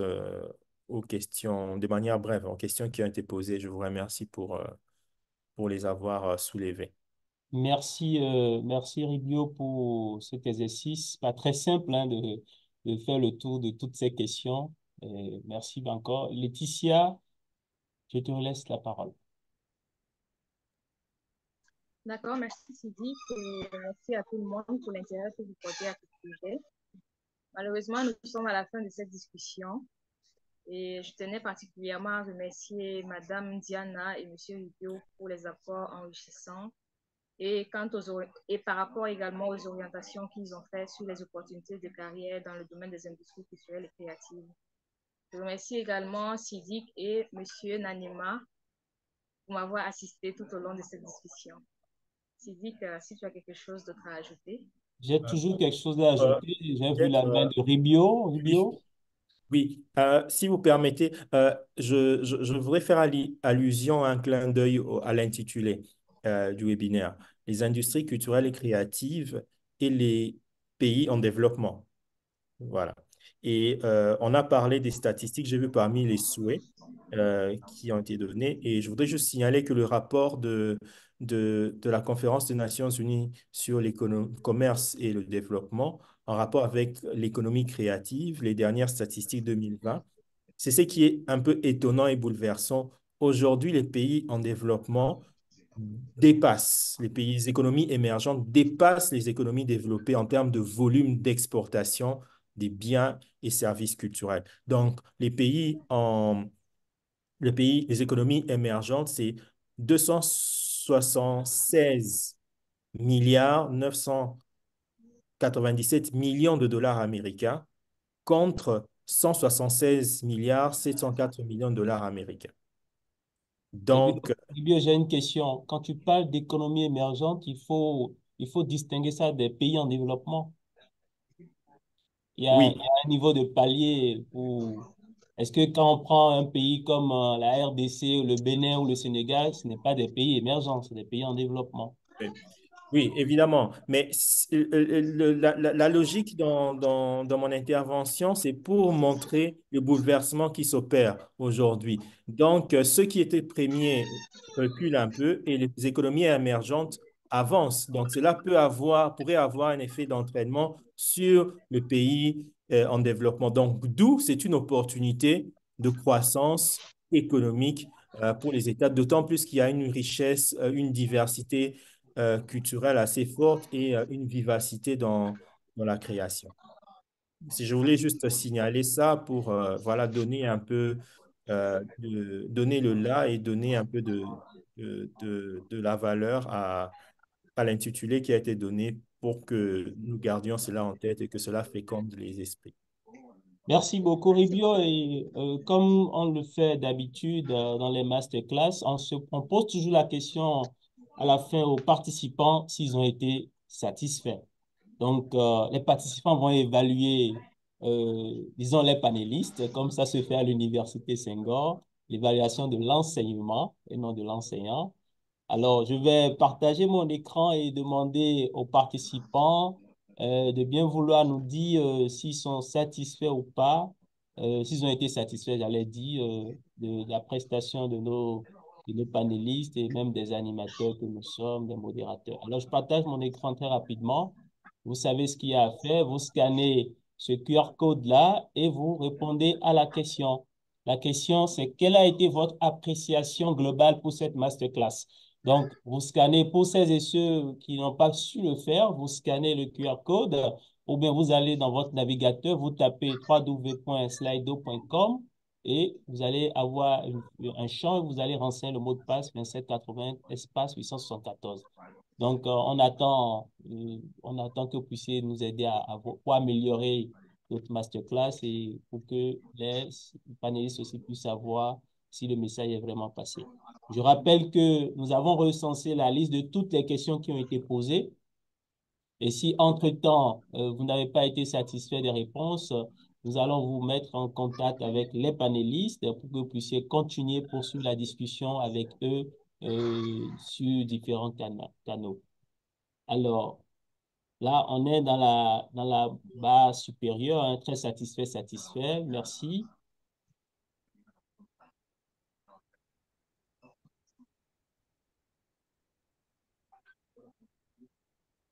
Laetitia, si on voit quelqu'un qui n'est même pas du tout satisfait, on va le blacklister pour les autres masterclass. Alors, Abel Nanema, est-ce que avant qu'on ne puisse faire la clôture, est-ce que tu as un dernier mot, un mot de fin, Abel? Abel Nanema?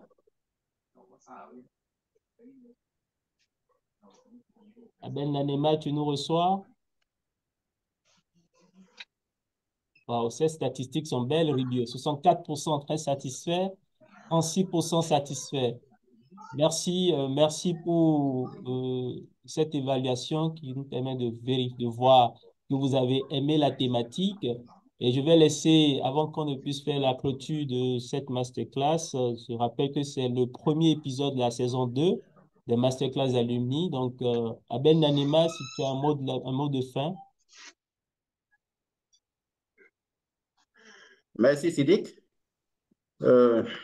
Comme mot de fin, je ne peux que remercier tous les panélistes pour leur disponibilité et puis pour tout ce que nous avons pu retenir comme information, ce que nous avons appris. C'est un thème qui a attiré l'attention de plus de 155 personnes qui se sont inscrites au départ, même si aujourd'hui tout le monde n'a pas pu se connecter, peut-être pour plusieurs raisons que nous ignorons. Mais sur la liste que nous avons plus de 150 personnes inscrites. Cela montre déjà l'intérêt qui était. Cela montre déjà que le thème d'aujourd'hui est assez pertinent et beaucoup de personnes étaient au départ disponibles à y participer pour en apprendre plus et aussi à contribuer. Merci à Laetitia pour ta disponibilité pour l'animation. Merci à Ribio. Merci à Diana qui n'est plus là.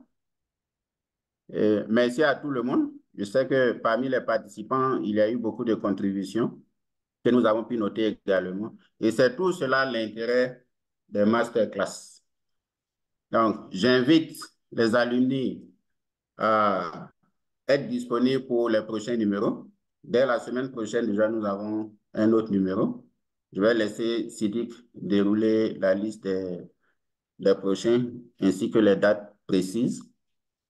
Et nous invitons tous les alumni à participer à ces masterclass qui nous enrichissent et qui nous permettent aussi de rester en contact avec les autres. Et je n'oublierai jamais de rappeler le programme de parrainage. Donc, pour cela, j'invite tous les alumni à accompagner nos jeunes frères, les alumni juniors, les futurs alumni qui sont encore en formation et qui ont besoin d'être accompagnés, qui ont besoin d'être coachés, orientés pour leur orientation professionnelle, tout comme aussi pour ceux qui sont en début de carrière pour leur insertion professionnelle. Merci Sidik, je te repasse la parole. Merci Abel. Il est 20h05 chez moi à Alexandrie et ils sont restés jusqu'à cette heure tardive. Je voudrais leur faire cet honneur puisque c'est mon devoir de le faire. Je voudrais saluer Sophie Ndou, Sabari Christian Dao, Lévi Zongo, Rachid Traoré, Michael Ndiaye Kodou Ndiaye, David Moussa Diop, Maoton Kinstin, Mariam Souguet, Lova, Laurent Aristide Eyenga de Aïdus Cameroun. Je rappelle que Aïdus Cameroun va prendre la succession de Aïdus Burkina Faso pour le secrétaire exécutif du réseau alumni d'ici quelques semaines. Je salue Kodjo Ahmed Bonsou, je suis en train de sourire parce qu'il sait pourquoi je souris. Je salue Joseph, Joël Choco, Jean-René Sarr de la 19e promotion, Hugues Emen-Chana qu'on a salué, Lionel Edoxy, Gloria Bonkongo de la team Laetitia Bonkongo. Je salue François Nbuntab, Florent Paré, Eunice Saint-Cy de la 19e promotion, et Sodi Berim Namessi de la 19e promotion également, Émile Caboret, Pascal Diado, merci Pascal, Christian Caliste depuis les États-Unis qui a rejoint ce webinaire, merci Christian, Cédric, Carly Degbello, Karel Kenom qui a participé récemment, je crois, à Cri Africa en Côte d'Ivoire. Je salue Biouzan Eman Zamblé, le président de Aïdus Côte d'Ivoire. Merci beaucoup de rester jusqu'à la fin. Anna Lee, Elia Elzaha, Abelim Passoli du campus Senghor du Togo. Et enfin, mon coro Abdul Aziz Kad. Merci beaucoup à vous toutes et à vous tous d'être restés avec nous jusqu'à cette heure tardive. Et à la prochaine pour d'autres épisodes des Masterclass Alumni.